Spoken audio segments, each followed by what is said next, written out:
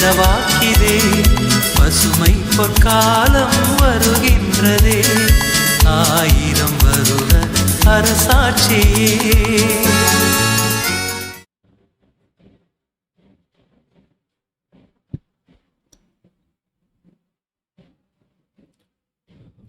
கிறிஸ்துவுக்குள் மிகவும் பிரியமாக அன்பாக அழைக்கப்பட்ட அன்புக்குரிய சகோதர சகோதரிகள் அனைவருக்கும் ஆண்டவராக இயேசு கிறிஸ்துவின் அன்பின் நாமத்தினாலும் பரமபிதாவாகிய தேவனுடைய அன்பின் நாமத்தினாலும் உங்கள் அனைவருக்கும் முதல் அன்பின் வணக்கங்களையும் வாழ்த்துக்களும் இந்த தெரிவித்துக் கொள்கின்றோம். விசேஷமாக நமது பிதாவாகிய தேவன் நமது வாழ்நாளில் ஒரு நாளை சேர்த்து கொடுத்து இந்த நாளிலும் கூட தேவனுடைய கிருபையினால் நாம் சகோதர சகோதரிகளாக ஒன்று கூடி அவருடைய மேலான சத்தியங்களை தியானிக்கவும் சர்வவல்லமையுள்ள பிதாவாகிய தேவனை நாம் தொழுது கொள்ளவும் இப்படியாக ஒரு சந்தர்ப்பத்தை தேவன் நமக்கு ஏற்படுத்தி கொடுத்து நம்ம அனைவரும் இங்கே கூடி சேர்த்திருக்கிறார்.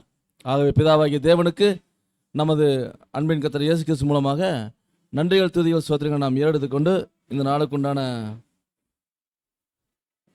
கூட்டத்துக்குள் நாம் இப்பொழுது கடன் செல்ல அன்புக்குரிய சகோதர சொல்ல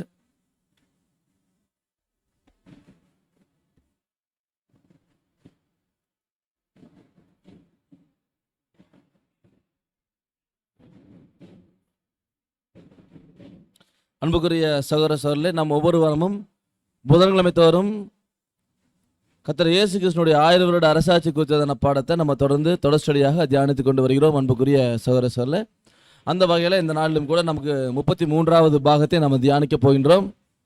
33வது பாகமாக நாம் பார்க்க எடுத்துக்கொண்ட பாடத்தின் தலைப்பு சாலமோனின் சிங்காசனம். சாலமோனின் சிங்காசனம் என்ற தலைப்பின் கீழாக நாம் தேவனுடைய வார்த்தையை நாம் சிறிது நேரம் தியானிக்கலாம். அன்புக்குரிய சகோதர சொல்ல, அதாவது சாலமோன் ராஜாவை குறித்து நாம் பார்த்துருக்கிறோம். தாவீதினுடைய மகன். ஏற்கனவே இந்த ஒரு தொடர் வேதாம் வகுப்பில் கர்த்தர் இயேசு கிறிஸ்துவின் 1000 வருட அரசாட்சி பாடத்தில் தாவீதின் சிங்காசனம் குறித்து பார்த்தோமா இல்லைங்களா? அதில் ஒரு தொடர்ச்சியாக தான் நம்ம சாலமோன் சிங்காசனத்தை கூட நம்ம பார்க்க போகிறோம். அதாவது சாலமோன் ராஜா, இஸ்ரேலின் ராஜாக்கள்லேயே நிறைய ராஜாக்கள் இஸ்ரேலில் வந்தாங்க. அந்த ராஜாக்கள்லேயே மிக உயர்ந்த ராஜா யாருன்னா அது சாலமோன் தான். ஏன்னா சர்வவல்லமையுள்ள தேவன் சாலமோன் ராஜாவை மிகவும் ஆசீர்வதித்தார். அவருடைய ராஜ்யத்தை மிகவும் ஆசீர்வதித்தார். அப்போ தேவன் சர்வ ஞானத்தையும் சாலமோனுக்கு கொடுத்தார். அதில் எல்லா விதமான ஐஸ்வர்யத்தையும் தேவன் சாலமோனுக்கு கொடுத்தார். அப்போ அதாவது ஞானம் ஐஸ்வர்யம் இப்படி ரெண்டும் ஒருங்கிணைந்து ஒரு அருமையான ஒரு அரசாட்சி சாலமோன் செஞ்சார். அப்போ அன்புக்குரிய சகோதர சொல்ல, சாலமோனுடைய ராஜ்யத்தை கர்த்தர் இயேசு கிறிஸ்துவின் ராஜ்யத்தோடு ஒப்பிட்டு பேசலாம். அதாவது நிறையா பரிசுத்த வேதாகமத்தில் நிறைய இடங்கள்ல சாலமோனே யாருக்கு நிழலாக இருக்காருன்னா முன்னடையாளமாக இருக்காருன்னா கர்த்தர் இயேசு கிறிஸ்துவுக்கு முன்னடையாளமாக இருக்கார். அதாவது சாலமோனிலும் பெரியவர் அப்படின்னு நம்ம ஆண்டவராகிய இயேசு கிறிஸ்துவுக்கு சொல்லப்படுறது. இப்போ சாலமோனிலும் பெரியவராக கர்த்தர் இயேசு கிறிஸ்து சொல்லப்படுறாருன்னா சாலமோன் கர்த்தர் இயேசு கிறிஸ்துவுக்கு முன்னடையாளமாக சொல்லப்பட்டிருக்கார் வேதத்தில். அப்போ சாலமோனுடைய அரசாட்சியும் சாலமோன் சம்பந்தப்பட்ட எல்லா காரியங்களுமே கர்த்தர் இயேசு கிறிஸ்துவுக்கு அவருக்கு ஒரு நிழலாக பொருளாக இருக்குன்னு பார்க்குறோம். அன்புக்குரிய சகோதர சொல்லு. அப்போ பாருங்க, இந்த ஒரு சிங்காசனம் சாலமோனின் சிங்காசனம், சாலமோனுடைய அந்த சிங்காசனத்துடைய மகிமை, அவருடைய மகிமையான சிங்காசனம், அதில் சொல்லப்பட்டிருக்கிற ஆவிக்குரிய அர்த்தங்கள் எல்லாமே கர்த்தர் இயேசு கிறிஸ்துவினுடைய 1000 வருட அரசாட்சி அவருடைய ராஜ்யத்துக்கு மிகவும் பொருந்தக்கூடியதாக இருக்குன்னு பார்க்குறோம். அதான் வாசிக்கிறோம் வெளிப்படுத்தல் விசேஷம் புஸ்தகத்தில் 3ஆம் அதிகாரம் 21ஆம் வசனம். நான் ஜெயங்கொண்டு என் பிதாவினுடைய சிங்காசனத்திலே அவரோட கூட உட்கார்ந்தது போல ஜெயங்கொள்ளுகிறவன் எவனோ அவனும் என்னுடைய சிங்காசனத்தில் என்னோட கூட உட்காரும் படிக்கு அருள் செய்வேன். அன்புக்குரிய சகோதரர், நாம் இந்த ஒரு வசனத்தை தான் நம்ம ஆதாரமாக கொண்டு நம்ம இந்த பாடத்தை நம்ம தியானிக்க போயிட்டோம். வெளிப்படுத்தல் விசேஷம் 3ஆம் அதிகாரம் 21ஆம் வசனத்தில் நான் ஜெயம் கொண்டு என் பிதாவுடைய சிங்காசனத்தில் அவரோடு கூட உட்கார்ந்தது போல ஜெயங்கொள்ளுகிறவன் எவனோ, யார் எங்கூட ஜெயம் கொள்றாங்களோ அவனும் என்னுடைய சிங்காசனத்தில் என்னோடு கூட உட்காரும்படி அருள் செய்வேன் அப்படின்னு கர்த்தர் சொல்றார். இந்த ஒரு வசனத்தை நம்ம ஆதாரமாக கொண்டு நம்ம இந்த பாடத்தை தியானிக்க போயிட்டோம். அப்போ அன்புக்குரிய சகோதர, சாலமோன் ராஜா இஸ்ரேலில் எல்லா ராஜாக்களை பார்க்கணும், இஸ்ரேலில் வந்த ராஜாக்கள் எல்லாரையும் பார்க்கணும் ஒரு உன்னதமான ராஜான்னு பார்த்தோம். அவர் வந்து பார்க்கும்போது நிறைய ஞானமுள்ள கருத்துக்களை, அறிவான விஷயங்களை பேசியிருக்கார். அதாவது 1 ராஜாக்கள் புஸ்தகத்துல 4ஆம் அதிகாரம் 32வது வசனத்துல படிக்கும்போது,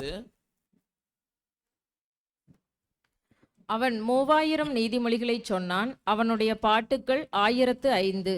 அதாவது சாலமோன் ராஜா வந்து 3000 நீதிமொழிகள் சொல்லியிருக்கார். நீதியான மொழிகள், மக்கள் நல்வாழ்வுக்கேற்ற மொழிகளை 3000 நீதிமொழிகள் சொல்லியிருக்காரு.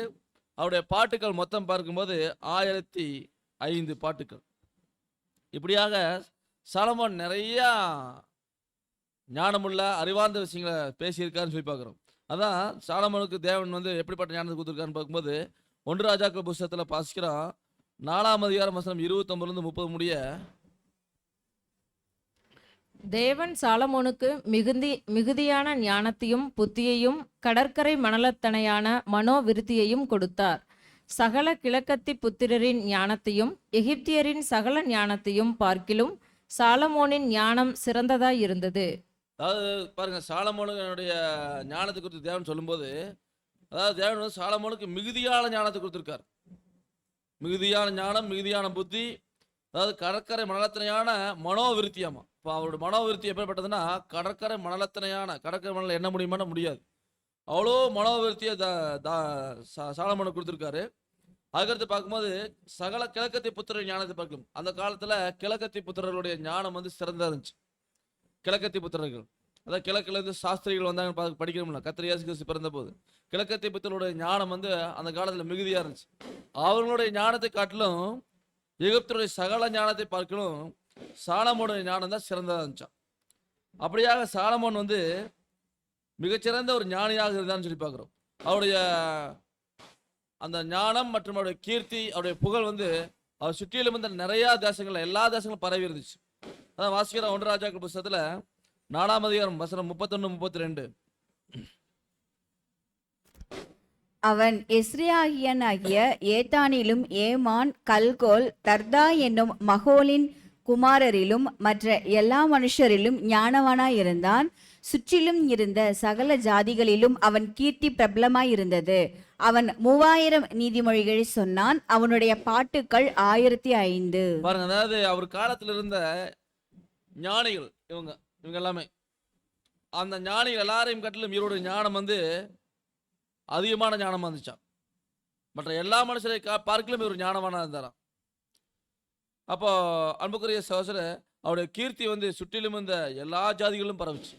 அவர் சுற்றிலும் எல்லா தேசத்திலும் சாலமோனுடைய ஞானம் வந்து ரொம்ப அருமையாக இருந்துச்சு, எல்லா பக்கம் பரவுச்சு.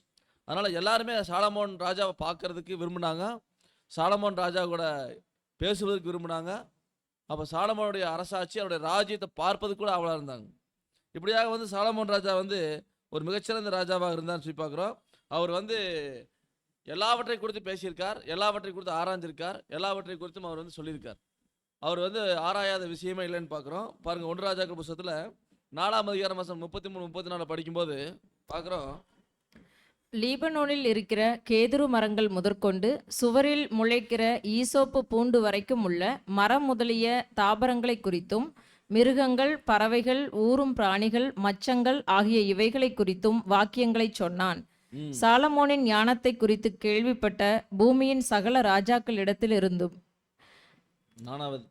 நானா ஜாதியான ஜனங்களும் அவனுடைய ஞானத்தை கேட்கிறதற்கு வந்தார்கள். பாருங்க, அதாவது சாலமோனுடைய ஞானம், அந்த லேபனோனில் வளரக்கூடிய கேதுரு மரம், அது மிக உயர்ந்த மரம். நல்ல கேதுரு மரத்துக்கு நல்ல மதிப்பு இருந்துச்சு. அந்த லேபனோனில் இருக்கக்கூடிய கேதுரு மரத்துக்கு தான் வந்து நல்ல விலை கொடுப்பாங்க. அப்படிப்பட்ட அந்த லேபனோனில் இருக்கிற கேதுரு மரம் முதற்கொண்டு சுவரில் முளைக்கிற அந்த ஈசோப்பு, அந்த சின்ன அந்த கேளான் வகை, அந்த பூண்டு வரைக்கும் உள்ள மரம் முதலிய எல்லாவற்றையும் குறித்தும் தாவரங்கள் குறித்தெல்லாம் வந்து அவர் சொல்லியிருக்கார். மிருகங்கள், பறவைகள், ஊரும் பிராணிகள், மச்சங்கள், இவங்க எல்லாவற்றையும் குறித்து வாக்கியங்கள் சொல்லியிருக்கார். எல்லாவற்றையும் ஆராய்ஞ்சிருக்கார், எல்லாவற்றையும் பேசியிருக்கார் சாலமோன் ராஜா. அப்போ அவருடைய ஞானம் வந்து எல்லா தேசங்களிலும் பரவச்சு, எல்லா ஜாதிகளிலும் பரவும்போது அங்கே இருக்கிற ராஜாக்கள் எல்லாம் வந்து சாலமோனுடைய ஞானத்தை கேள்விப்பட்டு அவர் பார்க்க விரும்பினாங்க, வந்தாங்க. எல்லா ஜனங்களும் அவருடைய ஞானத்தை கேட்கறதுக்காக வந்தாங்க. இப்படி தான் வந்து சாலமோன் பற்றி நாம் படிக்கிறோம். அப்போ அவரை போல ஒரு ஞானவான் வந்து இந்த பூமியில் இதுக்கு முன்னாடி வந்தில்லை, அதுக்கு பின்னாடி வந்தில்லைன்னு தேவன் வந்து கொடுத்துருக்கார் வாக்கு. இப்படியாக சாலமோன் குறித்து நிறைய நாம் படிச்சுட்டே போகலாம். ஆனால் அந்த சாலமோன் ராஜா வந்து பார்க்கும்போது அவர் வந்து தாவீதுக்கு நிறைய பிள்ளைகள். அதில் சாலமோன் தான் உனக்கு அடுத்து ராஜாவான்னு தேவன் வந்து வாக்குத்தத்தம் பண்ணியிருக்கார். அப்போ சாலமோன் வந்து ராஜாவா வருவார்னு தேவன் வாக்குத்தத்தம் கொடுத்துருக்காரு. அதில் தாவீதுக்கு பாருங்க நிறைய குமாரர்கள், தாவீதின் குமாரர்கள் பாருங்க. அதாவது அம்னோன், அதுக்கு அடுத்தது தாவீதின் குமாரர்கள் பாருங்க, அம்னோன், கீலேயாப், அப்சலோம், அதோனியா, செப்பாத்தியா, இத்ரேயாம், இவங்கெல்லாம் வந்து தாவீதின் குமாரர்கள். இதெல்லாம் நிறைய பேர் வந்து ராஜாவாகிறதுக்கு கலக்கம் பண்ணாங்க, நம்ம படிச்சிருக்கிறோம். அப்சலோம் எல்லாம் வந்து பார்த்தீங்கன்னா ராஜாவாகிறதுக்காக கலக்கம் பண்ணாங்க. அதில் வந்து தேவன் வந்து சாலமோனை தான் தெரிந்து கொண்டார். பாருங்க, சாலமோன் தாவீதுக்கு பின்ன ராஜாவா வருவாருங்கிறது தேவன் ஏற்கனவே முன்னறிவிச்சிருக்கார், வாக்குத்தத்தம் பண்ணியிருக்கார். 2 சாமுவேல் புத்தகத்தில் படிக்கிறோம் 7ஆம் அதிகாரத்தில் வசனம் 12 மற்றும் 13 வசனம். உன் நாட்கள் நிறைவேறி நீ உன் பிதாக்களோடே நித்திரை பண்ணும்போது நான் உனக்கு பின்பு உன் கர்ப்பப்பிறப்பாகிய உன் சந்ததியை எழும்ப பண்ணி அவன் ராஜ்யத்தை நிலைப்படுத்துவேன். அவன் என் நாமத்துக்கென்று ஒரு ஆலயத்தை கட்டுவான்.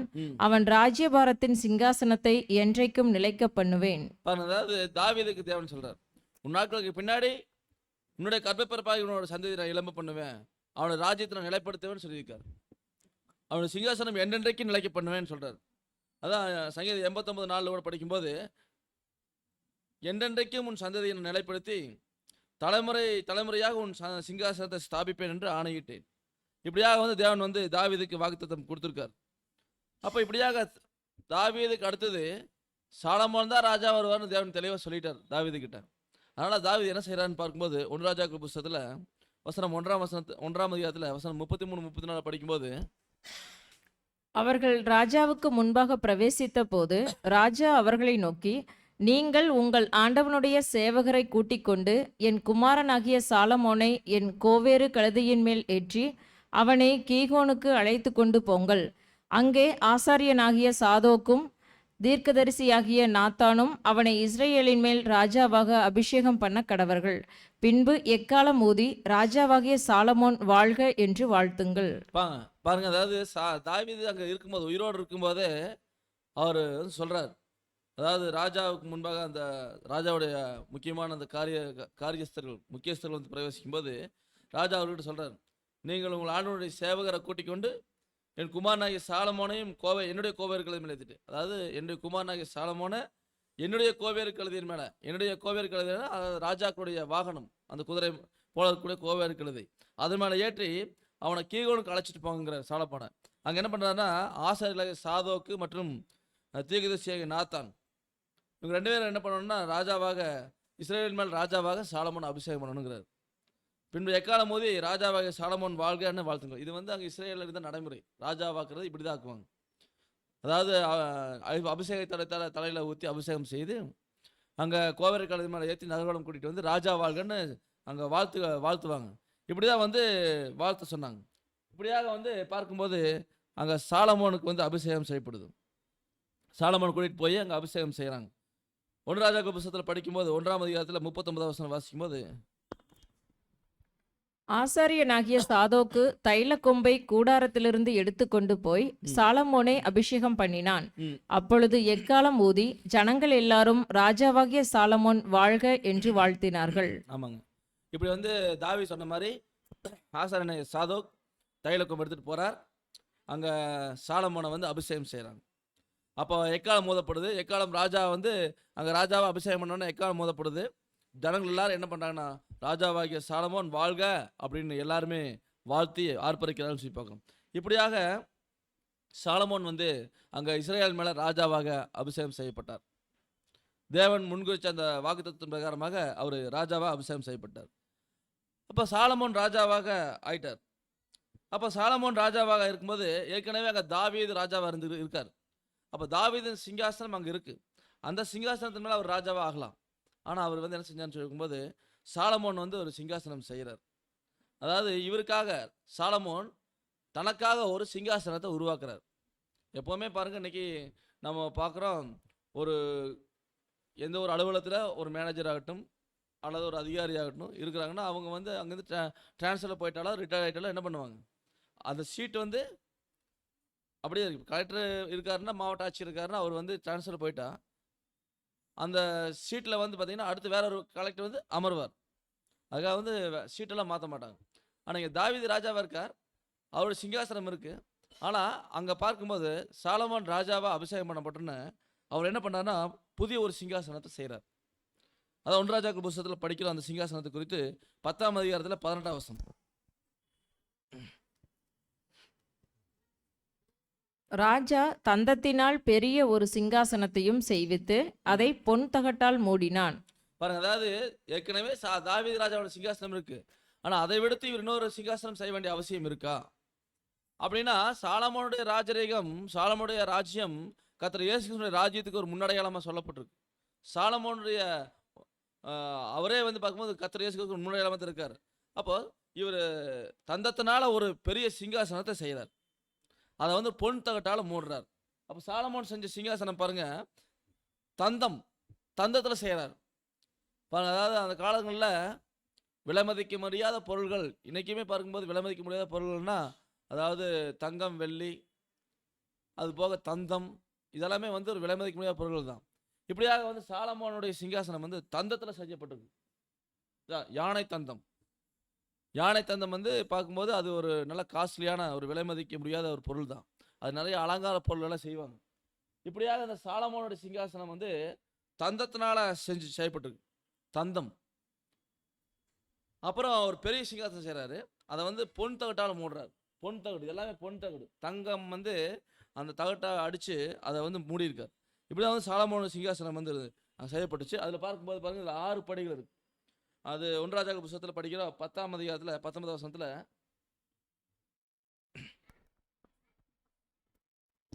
1 ராஜாக்கள் 10:19. அந்த சிங்காசனத்திற்கு 6 படிகள் இருந்தது. சிங்காசனத்தின் தலைப்பு பின்னாக வளைவாய் இருந்தது. உட்காரும் இடத்திற்கு இருபுறமும் கைச்சாய்மானங்கள் இருந்தது. 2 சிங்கங்கள் கைசாய்மானங்கள் அருகே நின்றது. பாருங்க, அதாவது நம்ம வசனத்தை படிக்கணும். 1 ராஜாக்கள் 10:19 பார்க்கும்போது அந்த தந்தத்தினால ஒரு சிங்காசனம் செய்கிறாரு, அதை வந்து தங்க தகட்டால மூடுறாரு. தந்தத்தாலேயே சிங்காசனம், தந்தம், யானை தந்தம். அப்புறம் அதுக்கு பொன் தகட்டை அடித்து அது மூடுறாரு. அப்புறம் சிங்காசனத்துக்கு ஏறுவதற்கு பாருங்க, எப்பவுமே ராஜா வந்து சிங்காசனம் எங்கே வைப்பாருன்னா ஒரு பெரிய மேடை மாதிரி போட்டு அந்த மேடைக்கு மேலே தான் என்ன பண்ணுவாங்க, சிங்காசனத்தை வைப்பாங்க. அப்போது எல்லாரும் உட்காந்து முன்னாடி உட்காந்துருங்கன்னா அந்த சிங்காசனம் என்பது அவங்க உட்காந்துருக்கிற அந்த மற்ற அமைச்சர்கள், அவருடைய மந்திரிமார்கள் மற்றும் அரசாங்கத்துடைய முக்கிய அலுவலர்கள், அவங்க எல்லாம் உட்காந்துருப்பாங்க கீழே. அவங்க உட்காந்துக்கிறதுக்கு மேலே தான் அந்த சிங்காசனம் இருக்கும். ராஜா அங்கே உட்காந்தானே எல்லாத்தையும் பார்க்கணும், அங்கே எல்லாத்தையும் பார்த்து தான் அங்கேருந்து என்ன பண்ணுவார், தன்னுடைய ஆட்சி அதிகாரத்தை செய்வார். அப்போ அந்த சிங்காசனம் வந்து ஒரு அதுக்கு ஏறி போய் உட்காரணும்னா அதில் 6 படிகள் இருக்குது. அது சிங்காசனத்துக்கு 6 படிகள் இருக்குது. அந்த சிங்காசனத்தினுடைய தலைப்பு அந்த முன்னாடி ஸ்டைலில் பார்க்கும்போது அதில் சிங்காசனத்துடைய படிகள் தலைப்பு பார்க்கும்போது அந்த தலைப்பு என்னாச்சுன்னா அது வந்து பின்னாக வளைவாக இருந்துச்சு, பின்னாக வளைஞ்சிருக்கு அந்த அந்த சிங்காசனம். உட்காரும் இடத்திற்கு இருபுறமும், உட்காரும் இடத்துக்கு 2 இருபுறமும் கைசாயமானங்கள் இருக்கு. கை வைக்கிறதுக்கு அந்த கை வைக்கிற கை ரெஸ்ட். நம்மளே சேரில் வந்து பார்த்திங்கன்னா அந்த 2 பக்கம் கை வைக்கிறதுக்கு ரெஸ்ட் இருக்குது பார்த்தீங்களா, அந்த ரெஸ்ட் இல்லாத சேரில் உட்காரும்போது நமக்கே எப்படி இருக்குன்னா கொஞ்சம் ஒரு கம்ஃபர்டபுளாக இருக்காது, ரொம்ப நேரம் உட்கார முடியாது. இப்போ இந்த மாதிரி உட்காந்துட்டோன்னா இந்த மாதிரி ஒரு கை எல்லா சேர்லையும் பாருங்க கை அந்த கைப்பிடிமானம் இருக்கும். அப்படி உட்காந்துருக்கும்போது எப்படி இருக்கும், ஒரு சொகுசாக இருக்குது உட்காரதுக்கு, சாய் இருக்குது. இப்போ சேரை வந்து பார்க்கும்போது நம்ம அந்த மாதிரி தான் நம்ம வீட்டுக்கே நம்ம வாங்குகிறோம். சாயும் போதெல்லாம் எப்படி இருக்கணும், உட்காந்து பார்ப்போம். சேர் கடைக்கு போனால் என்ன பண்ணுவோம், சேர் வாங்குறதுன்னா உட்காந்து பார்த்துட்டு சாஞ்சு பார்க்குறது, அப்புறம் கையெல்லாம் வச்சு அப்படி வச்சு பார்த்துட்டு அப்புறம் தான் நம்ம வாங்குவோம். அப்போ அந்த சேர் வந்து பார்க்கும்போது நம்ம வாங்கி இவ்வளோ பிரயாசப்பட்டு வாங்குகிறோம். அதே மாதிரி சாலமோன சிங்காசனமும் பின்னாக வளைவாக இருந்துச்சு. அது இந்த மாதிரி பின்னாக வளைவு, அந்த சாஞ்சு உட்கார்ற மாதிரி பின்னாடி வளைவாக இருக்குது. உட்காரும் இடத்துக்கு 2 புறமும் 2 கை சாமான்கள், அதாவது கை சாய்மானங்கள் இருந்துச்சு. அப்புறம் அந்த கை சாய்மானங்களில் 2 சிங்கம் இருக்குது. 2 சிங்கங்கள் கை சாய்மானங்கள் அருகே நின்றது. இந்த 2 சிங்கம் கை சாய்மானங்கள் நின்றது, 2 சிங்கம் செஞ்சு வச்சுருக்காரு. இப்படி தான் வந்துருந்துச்சு. அதுக்கடுத்து பார்க்கும்போது இப்படியாக தந்தத்தினால அருமையான ஒரு சிங்காசனம் செஞ்சுருக்காரு. அதே பார்க்கும்போது அடுத்தது பார்க்குறோம் 1 ராஜாக்கள் 10:20 6 படிகளின் மேலும் 2 பக்கத்திலும் 12 சிங்கங்கள் நின்றது. எந்த ராஜ்யத்திலும் இப்படி பண்ணப்படவில்லை. அதாவது இப்படி எந்த ஒரு ராஜ்யத்திலும் இப்படி ஒரு சிங்காசனம் செய்யப்படல. தெளிவாக பைபிள்லேயே தெளிவாக தேவனே சொல்லிட்டார். அதாவது இந்த ஒரு சிங்காசனம் போல ஒரு சிங்காசனம் வந்து எந்த ராஜ்யத்திலையும் செய்யல. இப்படிப்பட்ட சிங்காசனம் பண்ணப்படவில்லைங்கிறார். ஒரு பிரம்மாண்டமான சிங்காசனம், சாதாரணமான சிங்காசனம் இல்லை, பிரம்மாண்டமான சிங்காசனத்தை வந்து அவர் வந்து செஞ்சு அங்கே வந்து அவர் அதில் உட்காந்து அரசாட்சி செஞ்சார். அப்போ அன்புக்குரிய சகோதரரை பார்க்கும்போது இந்த சிங்காசனத்தில் இவ்வளவு அருமையாக செஞ்சு அந்த ஒரு சிங்காசனத்தில் உட்காந்து அவர் ஆளுகை செய்கிறார். சரிங்கண்ணா. அப்போ பார்க்குறோம் இந்த சிங்காசனத்தினுடைய முன்னாடி 6 படிகள் இருக்கு. அந்த 6 படிகள் மேலே ஏறித்தான் போய் அங்கே அந்த சிங்காசனத்தை உட்காரணும். 6 படிகள்லையும் பார்க்கும்போது 2 பக்கமும் 2 சிங்கங்கள் இருக்கு. அப்போ மொத்தம் எத்தனை சிங்கம் இருக்கு? 6 படியில் 2 சிங்கம் எத்தனை ஆச்சுங்க? 12 சிங்கம். அது போக சிங்காசனத்தில் 2 சிங்கம், 14 சிங்கம் இருக்கு. எத்தனை சிங்கம்? 14 சிங்கங்கள் இருக்கு. அப்போ மொத்தம் வந்து 14 சிங்கங்கள் அந்த ஒரு அவருடைய சிங்காசனத்தில் அந்த படியில் எல்லாம் இருக்குன்னு சொல்லி பார்க்குறோம். சரிங்களா? இப்படி தான் அந்த ஒரு பிரம்மாண்டமாக அந்த ஒரு சிங்காசனத்தை சாலமோன் வந்து செஞ்சுருக்கார். அப்போ சாலமோனுடைய அரசாட்சி பார்க்கும்போது அது மிக உன்னதமான அரசாட்சின்னு நம்ம பார்த்தோம். அந்த அரசாட்சிக்கு ஈடுணையாக எந்த அரசாட்சி சொல்ல முடியாது. இந்த உலகத்தினுடைய ராஜாக்கள் செஞ்ச அரசாட்சியிலேயே சாலமோன் தான் ரொம்ப அருமையான அரசாட்சி செஞ்சவர். அவருடைய ராஜ்யம் தான் பொற்காலம்னு சொல்லப்படுது. மற்ற இன்னைக்கு எல்லாமே பொற்காலம் பொற்காலம் சொல்லிக்கிறாங்க. அதெல்லாம் பொற்காலம் கிடையாது. அப்போ இன்னைக்கு பொற்கால ஆட்சி இந்த உலகத்தில் ஒருத்தர் கொடுத்தாருன்னா அது சாலமோனை தான் இருக்க முடியும். அப்போ சாலமோனுடைய ஆட்சியில் என்ன இருந்துச்சுன்னா பாருங்க, அவருடைய அரசாட்சியில் அளவற்ற ஞானம் இருந்துச்சு. அவர் அளவற்ற ஞானமுடைய ஒரு மிகச்சிறந்த ஞானியாக இருந்தார் சாலமோன் ராஜா. அதனால அவருடைய ராஜ்யத்தில் அளவற்ற ஞானம் இருந்துச்சு. அப்புறம் சமாதானமான ராஜ்யமாக இருந்துச்சு. சமாதான ராஜ்யம். இந்த மக்கள் எல்லாமே சமாதானத்தோடு இருந்தாங்க. இன்னைக்கு எந்த தேசத்துலையாவது சமாதானம் இருக்கானா? இல்லை. ஆனால் சாலமோனுடைய அரசாட்சியில் சமாதானம், சந்தோஷம் இருந்துச்சு. அப்போ சாலமோனுடைய ஆட்சியில் செல்வ செழிப்பு அவ்வளோ கொட்டி கிடந்துச்சு. தங்கம் வெள்ளியும் ஒரு பொருட்டாகவே மதிக்கப்படலை. பாருங்க, மற்ற தேசத்து அரசர்களிடமிருந்து வந்த மகிமை, அவர் எல்லாரும் வந்து மற்ற ராஜாக்கள் எல்லாருமே வந்து அவரை வந்து மகிமைப்படுத்தினாங்க. நிறைய தங்கம் பொண்ணு வெள்ளி எல்லாம் கொண்டு வந்து காணிக்கையாக கொடுத்து சாலமோனை பார்த்துட்டு போனாங்க. இப்படி தான் வந்து சாலமோனுடைய ராஜா அதனுடைய ராஜரீகம் அவருடைய அரசாட்சி இருந்துச்சு. சாலமோன் ராஜா கூர்மையான அறிவு, ஞானமான முடிவுகள் எடுக்கக்கூடிய தன்மை, இப்படியாக வந்து சாலமோன் ராஜா போல ஒரு ராஜா இந்த பூமியில் தோன்றினதே இல்லைன்னு வேதம் சர்டிஃபிகேட் கொடுக்குது. அப்போ எல்லா ராஜாக்களோட இவர் சமாதானமாக இருந்தார். எல்லாரும் இவரோட சமாதானத்துக்கு விரும்பினாங்க. ஏன்னா எல்லா ராஜாக்களும் சுற்றி இருக்கிற எல்லா ராஜாக்களும் என்ன பண்ணாங்கன்னா சாலமோனோட பேசுவதற்கும் அவரோட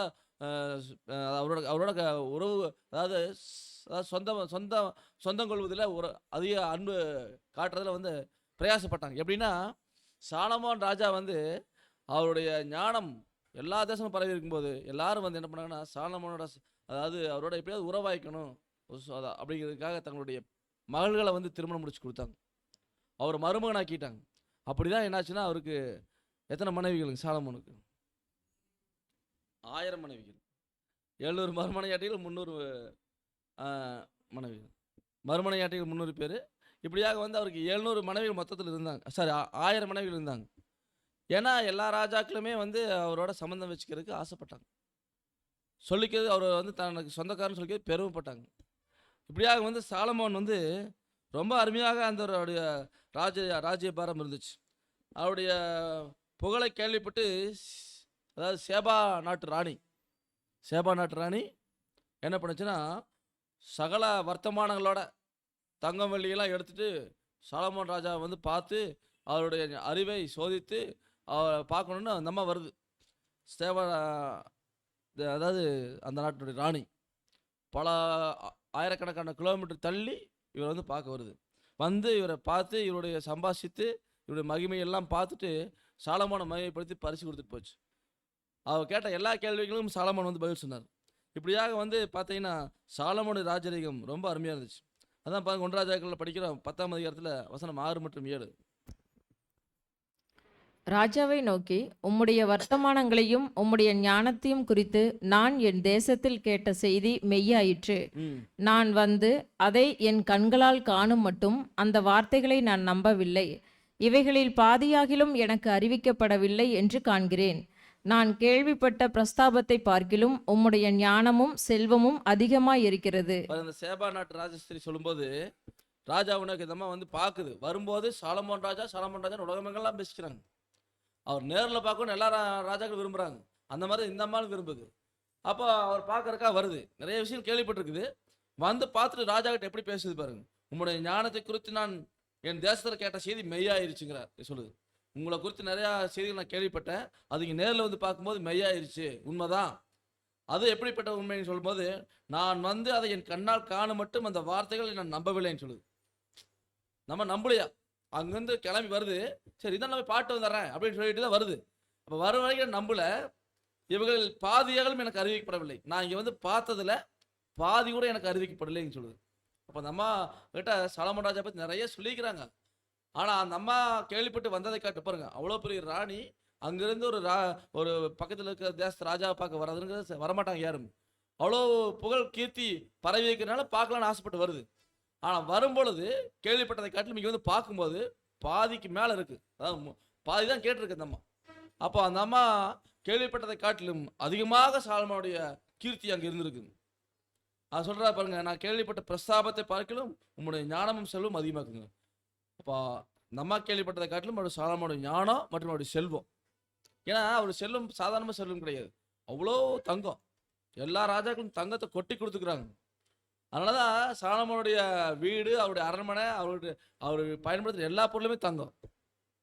இன்னைக்கெல்லாம் சாதாரண ஒரு ராஜா, ஒரு நாட்டின் அதிபராக இருந்தவர் சதாம் ஹுசேன், அவரெல்லாம் அவருடைய பாத்ரூமெல்லாம் வந்து தங்கத்தில் கட்டியிருந்தார். நம்ம பார்த்தோம். அவரே வந்து தங்கத்தில் கட்டியிருக்கும் போது சாலமோன் வந்து எப்படி இருந்திருப்பார்? அவருடைய வீடு மற்றும் அரண்மனைகள் மற்றும் அவருடைய இருக்கக்கூடிய எல்லாமே தங்கம் தான். அவருடைய வேலை செய்கிற வேலைக்காரங்களுடைய வீடுகள் எப்படி இருந்துச்சுங்க? தங்கத்தில் இருந்துச்சு. தங்கம் வெள்ளியெல்லாம் கொட்டிக்க இருந்துச்சு. அவ்வளோ இருந்துச்சு. அதனால் வந்து பார்க்கும்போது சொல்கிற அந்த அம்மா சொல்லுது, நான் கேள்விப்பட்ட பிரஸ்தாபத்தை பார்க்கலும் உங்களுடைய ஞானமும் செல்வமும் அதிகமாக இருக்குதுன்னு ராணியை சொல்கிற அளவுக்கு இருக்குது. அப்போ அப்படியாக வந்து சாலமோன் ராஜா அவ்வளோ ஒரு மிகுந்த ஒரு புகழோடையும் செல்வத்தோடையும் ஞானத்தோடையும் இருந்திருக்கார். அதாவது 1 ராஜாக்கள் 10ஆம் அதிகாரத்தில் 10ஆம் வசனத்தில் படிக்கும்போது, அவள் ராஜாவுக்கு 120 தாலந்து பொன்னையும் மிகுதியான கந்த வர்க்கங்களையும் இரத்தினங்களையும் கொடுத்தாள். சேபாவின் ராஜஸ்திரீ ராஜாவாகிய சாலமோனுக்கு கொடுத்த அவ்வளவு கந்த வர்க்கங்கள் பிற்பாடு ஒரு காலும் வரவில்லை. பாருங்க, அதாவது அந்த அம்மாளும் வந்து சாலமோனுக்கு காணி கொடுத்துட்டு போயிருக்கு. 120 தாலந்து பொண்ணு, மிகுதியான கந்த வர்க்கம் எல்லாம் கொடுத்துட்டு போயிருக்கு. ரத்தினம் எல்லாம் கொடுத்துட்டு போயிருக்கு. இப்படி தான் வந்து பார்க்கும்போது சாலமோன் பார்க்க வரவங்க எல்லாருமே வந்து அவருக்கு எல்லாமே அந்த கந்த வர்க்கங்கள், மிகுதியான பொன்களையும் ரத்தினங்களையும் வாரி வாரி கொடுத்துட்டு போனாங்க. இப்படியாக வந்து சாலமோனுடைய ஆட்சி முழுவதுமே செல்வ செழிப்போடு இருந்துச்சு. அதோட சமாதானம் வந்துச்சு. சமாதானம் வந்துச்சுங்கிறதுக்கு வசனம் பார்க்கலாம். 1 ராஜாக்கள் புத்தகத்தில் 4ஆம் அதிகாரம் 24ஆம் வசனம். நதிக்கு இப்புறத்தில் இருக்கிற திப்சா முதற்கொண்டு ஆசா மட்டும் உள்ளவை எல்லாவற்றையும் நதிக்கு இப்புறத்தில் உள்ள சகல ராஜாக்களையும் ஆண்டு வந்தான். அவனை சுற்றி எங்கும் சமாதானமாய் இருந்தது. பாருங்க, அவரை சுற்றி எங்கேயுமே சமாதானம், எல்லா பக்கமும் சமாதானம் தான் இருந்துச்சு. இப்படியாக வந்து சாலமோனுடைய ராஜரிகமே வந்து அந்த ஒரு ராஜ்யமே சமாதானமான ராஜ்யமாக இருந்துச்சுன்னு சொல்லி பார்க்கணும். அப்போ அவருடைய ராஜபாரமும் ரொம்ப சிறப்பாக செஞ்சார். எவ்வளோ பெரிய வழக்குகள், கடினமான வழக்குகள் வந்தால் கூட அதை எளிமையாக தீர்த்துட்டு போயிட்டு இருந்தார். நிறைய பாருங்க, பாடப்புத்தகத்தில் நம்ம படிக்கிறோம் சாலமோன் ராஜா தீர்த்து வச்ச கடினமான வழக்குகள் குறித்து. அது 1 ராஜாக்கள் புத்தகத்தில் படிக்கிறோம். 3ஆம் அதிகாரத்தில் 1 ராஜாக்கள் 3ஆம் அதிகாரத்தில் வசனம் 17லேருந்து 18 முடிய வசனங்களை பார்க்கும்போது 1 ராஜாக்கள் 3ஆம் அதிகாரத்தில் வசனம் 17லேருந்து 18 முடிய பார்க்குறோம். அதில் வந்து, அவர்களில் ஒருத்தி, என் ஆண்டவனே, நானும் இந்த ஸ்திரீயும் ஒரே வீட்டிலே குடியிருக்கிறோம். பாருங்க, 2 ஸ்திரீகள், 2 பேருக்கு குழந்தைகள் இருக்குது. அதில் வந்து பார்த்தீங்கன்னா ஒரே வீட்டில் குடியிருக்கிறாங்க. 2 பேருமே ஆண் பிள்ளைகள் பெற்றிருக்கிறாங்க. நான் இவளோட வீட்டில் இருக்கையில் ஆண் பிள்ளை பெற்றேன். நான் பிள்ளை பெற்று 3ஆம் நாளிலே இந்த ஸ்திரீயும் ஆண் பிள்ளை பெற்றாள். 2 பேருக்கும் ஆண் பிள்ளை பிறந்திருக்கு. நாங்கள் ஒருமிட்டிருந்தோம். எங்கள் இருவரையும் தவிர வீட்டுக்குள்ளே வேறொருவரும் இல்லை. 2 பேரும் தான் இருக்கிறாங்க. அந்த வழக்கு நமக்கு தெரியும். ஒரு ஸ்திரீ குழந்தைகளை போட்டு 2 பேரும் படுத்துட்டு இருக்கும்போது ஒரு ஸ்திரீ புரண்டு படுத்ததுனால அந்த ஸ்திரீனுடைய குழந்தை செத்து போயிடுச்சு. அப்போ உடனே வந்து பார்க்கும்போது அந்த பிரச்சனைகளை வந்து பார்க்கும்போது இவன் எந்திரிச்சு நடுஜாமத்தில் பார்க்கும்போது குழந்தை செத்து கிடக்குது. உடனே என்ன பண்ணுறான்னா, செத்த தன் பிள்ளையை எடுத்து தன் மார்பில் அந்த அந்த பிள்ளையை எடுத்து இந்த பெண்கிட்ட போட்டு அவரோட உயிரோட இருக்கிற பிள்ளை எடுத்து இந்த அம்மா வச்சு இப்படி பண்ணோன்னா, இது வந்து காலையிலேருந்து இந்த அம்மா கேட்கும்போது எனக்கு தெரியாது அப்படிங்குது பாருங்க. அதான் 21 வசனம் வாசிக்கலாம். என் பிள்ளைக்கு பால் கொடுக்க காலமே நான் எழுந்திருந்த போது அது செத்து கிடந்தது. பொழுது விடிந்த பின் நான் அதை உற்று பார்க்கும்போது அது நான் பெற்ற பிள்ளை அல்லவென்று கண்டேன் என்றாள். பாருங்க, அதாவது இந்த அம்மா அந்த பிள்ளையோட அம்மா எந்திரிச்சு பார்க்கும்போது என் பிள்ளை இல்லை, செத்து கிடக்குது. ஆனால் இது என் பிள்ளை இல்லை, தாய்க்கு தெரியுமில்ல. அப்போ என் பிள்ளை இல்லைன்னு சொல்லுது. அப்போ அங்கே வந்து பார்க்கும்போது அது என் பிள்ளை தான் அந்த அம்மா சொல்லுது. இப்படியாக வந்து 2 பேரும் வந்து உயிருள்ள பிள்ளைக்கு வந்து இது பண்ணுறாங்க. அது ராஜா கிட்ட பிரச்சனை வருது. இப்போ ராஜா வந்து என்ன பண்ணுறாங்கன்னா, இந்த ஒரு தீர்வுக்கு எப்படி தீர்வு சொல்ல முடியும்? 2 பேரும் என் பிள்ளை தான் என் குழந்தை தான் சொல்லும்போது அங்கே வந்து இது ஒரு சிக்கலான ஒரு கேஸாக இருக்குது. இந்த கேஸுக்கு எப்படி தீர்வு சொல்கிறது அப்படிங்கும்போது பார்க்கும்போது அந்த காலங்களில் சாலமோன் என்ன பண்ணியிருக்காருன்னு சொல்லி பார்க்கும்போது, அதாவது அவருக்கு கொடுத்த ஞானமான முடிவு பார்க்கும்போது பட்டயத்தை கொண்டு வாங்கன்னு சொல்கிறார்.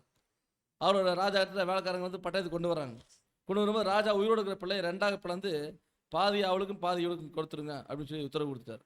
இப்போ அந்த உயிரோடு இருக்கிற பிள்ளையின் தாய் வந்து இதை வெட்ட துணியும் போது, அதாவது மற்ற அந்த வேலைக்கார வெட்ட துணியும் போது என்னதான் இருந்தாலும் தாய்க்கு பதறும். ஐயோ எங்கள் பிள்ளை வந்து உயிரோடு இருந்தால் போதும், அவகிட்டே கொடுத்துருங்க அப்படின்னு சொல்லும்போது, அப்போ யார் உண்மையான தாயின்னு சாலமோன் ராஜா கண்டுபிடிச்சார். ஒரு கடினமான வழக்கு கூட பார்க்கும்போது சாலமோன் எளிமையாக தீர்த்துட்டு போயிட்டு இருந்தார். இப்போ இப்படியாக தான் வந்து பார்க்கும்போது சாலமோனுடைய ஞானம் ரொம்ப மிகுந்தியாக இருந்துச்சு. நிறைய கடினமான வழக்குகள் எல்லாம் வந்து எளிமையாக கையாண்டான்னு சொல்லி பார்க்குறோம். இப்போ சாலமோனுடைய ராஜ்யபாரமே ரொம்ப சூப்பரான ஒரு ராஜ்யபாரமாக தெரிஞ்சிச்சு. அதான் 1 ராஜாக்கள் படிக்கிறோம் 4ஆம் அதிகாரத்தில் 25ஆம் வசனம். சாலமோனுடைய நாளெல்லாம் தான் துவக்கி பெயர்செபா மட்டும் யூதாவும் இஸ்ரேலும் அவரவர் தங்கள் தங்கள் திராட்சை செடியின் நிழலிலும் தங்கள் தங்கள் அத்திமரத்தின் நிழலிலும் சுகமாய் குடியிருந்தார்கள். அதாவது பார்க்குறோம் இந்த ஒரு வசனத்தில் சாலமோனுடைய ஞானெல்லாம் அவருடைய ராஜ்யம் பண்ண நாளெல்லாம் தான் துவங்கி பெயர்செபா மட்டும், அந்த எல்லைகள், அந்த இஸ்ரேல் தேசத்துடைய எல்லைகள், தான் துவங்கி பெயர்செபா மட்டும் யூதா இஸ்ரேல், அதாவது மொத்தம் 12 கோத்திர சமஸ்த ராஜ்யத்தை ஆட்சி செஞ்சாங்க. சவுல் தாவீது சாலமோன். இப்போ தான்லேருந்து பெயர்செபா மட்டும் ஜனங்கள் எல்லாம் என்ன பண்ணாங்கன்னா சுகமாக குடியிருக்கிறாங்க. அதுவும் பார்க்கும்போது எப்படி இருந்திருக்கிறாங்க. எல்லாருக்கும் தோட்டம் வீடெல்லாம் இருந்திருக்குங்க. தங்கள் தங்கள் திராட்சை செடி நிழலிலும் தங்கள் தங்கள் அத்திமரத்து நிழலிலும் சுகமாக இருந்திருக்கிறாங்க. இப்படியாக எல்லாருக்கும் அவங்க பார்க்கும்போது நிலங்கள் தோட்டங்கள் எல்லாமே இருந்திருக்கு. எல்லாமே ராஜா கொடுத்துருக்காரு. இப்படியாக வந்து சாலமோனுடைய ஜனங்கள் எல்லாருமே சுகமாக குடியிருக்கிறாங்க. சாலமோனுடைய ஆட்சி காலத்தில் தான் படிச்சிருக்கிறோம் நம்ம. அதாவது வேலை செய்கிற வேலைக்காரங்களுக்கெல்லாம் வந்து சந்தோஷமான ராஜ்யம் வந்துச்சு. எப்படிங்க? 1 மாதம் வேலை செஞ்சு 2 மாதம் லீவு. நம்ம இதில் வந்து பார்த்திங்கன்னா ஓவர் டைம் போட்டு வேலை புழிஞ்சிடுறாங்க. வேலைக்கு போயிட்டு வீட்டுக்கு வரும்போது ரொம்ப டயர்டாக தான் வருவோம். அந்தளவுக்கு புழிஞ்சு எடுத்துடுறாங்க. எந்த வேலையை இன்றைக்கி எடுத்தாலும் சரி, அதாவது ப்ரைவேட் வேலையாக இருந்தாலும் சரி, கவர்மெண்ட் வேலையாக இருந்தாலும் சரி, எல்லாமே வேலை கடினமான வேலையாகி போச்சு. வேலையை செய்ய முடியாது. ஆனால் சாலமோன் ராஜ்யத்தில் 1 மாதம் வேலை செஞ்சால் 2 மாதம் லீவு. ஜாலியாக போயிட்டு நீங்கள் லீவ் எடுத்து மறுபடியும் வந்து அதாவது ரெஸ்ட் எடுத்து போதும் இதுக்கு மேலே நம்ம ரெஸ்ட் எடுக்க வேண்டாம்னு நம்மளே என்ன பண்ணுவோம், வேலைக்கு விரும்பி வர மாதிரி இருக்குது. இன்றைக்கி வேலைக்கு வெடிஞ்சோடனே வேலைக்கு போகணுமான்னு கஷ்டமாக இருக்குது. அப்படி சாலமோன் ராஜ்யத்தில் அப்படியெல்லாம் இல்லை. ரொம்ப சந்தோஷமாக இருந்திருக்காங்க ஜனங்கள் எல்லாருமே. அப்போது சாலமோன் அவ்வளோ தூரம் வந்து ஒரு ஃபேமஸான ராஜாவாக இருந்தார். அவருடைய முகதரிசனம் அவரை பார்க்கறதுக்கே வந்து நிறைய பேர் காத்திருந்தான்னு பார்க்குறோம். 1 ராஜாக்கள் 10ஆம் அதிகாரம் 24ஆம் வசனம். சாலமோனின் இருதயத்திலே தேவன் அருளிய ஞானத்தை கேட்கிறதற்காக சகல தேசத்தாரும் அவன் முகதரிசனத்தை தேடினார்கள். முகதரிசனத்தை தேடி சகல தேசத்தாரும் வந்திருக்காங்க. அவர் பாருங்க, அவர் அப்படிப்பட்ட ஒரு ராஜாவாக இருந்தார். அவருடைய ராஜபாரம் பார்க்கும்போது தான் துவங்கி பெயர்செபா மட்டும் இருக்கக்கூடிய அந்த எல்லைகள் முழுவதும் சமாதானம் நிலவுச்சுன்னு சொல்லி பார்க்குறோம். இப்படியாகத்தான் சாலமோனுடைய ராஜ்யம் வந்து ரொம்ப சிறப்பாக இருந்துச்சுன்னு சொல்லி பார்க்குறோம். அந்த மேப்பில் கூட பார்க்கும்போது சாலமோனுடைய ராஜ்யத்தினுடைய இது தான் துவங்கி பெயர்செபா, மேலெல்லை கீழெல்லை, இந்த 2 எல்லையிலும் இருக்கக்கூடிய தான் மேலெல்லை, பெயர்செபா வந்து கீழெல்லை. இப்படி 2 எல்லைகள் முழுக்க அவருடைய ராஜ்யம் அங்கே சமாதானம் சந்தோஷம் நிலவுன்னு ஒரு ராஜ்யமாக இருந்துச்சு சொல்லி பார்க்குறோம். இப்படியாக வந்து அந்த ராஜா அந்த அவருடைய ஆட்சியில் மக்கள் பாருங்க எப்படி சந்தோஷமாக மகிழ்ச்சியாக இருந்திருக்காங்கன்னா 1 ராஜாக்கள் 4ஆம் அதிகாரம் 20ஆம் வசனம்.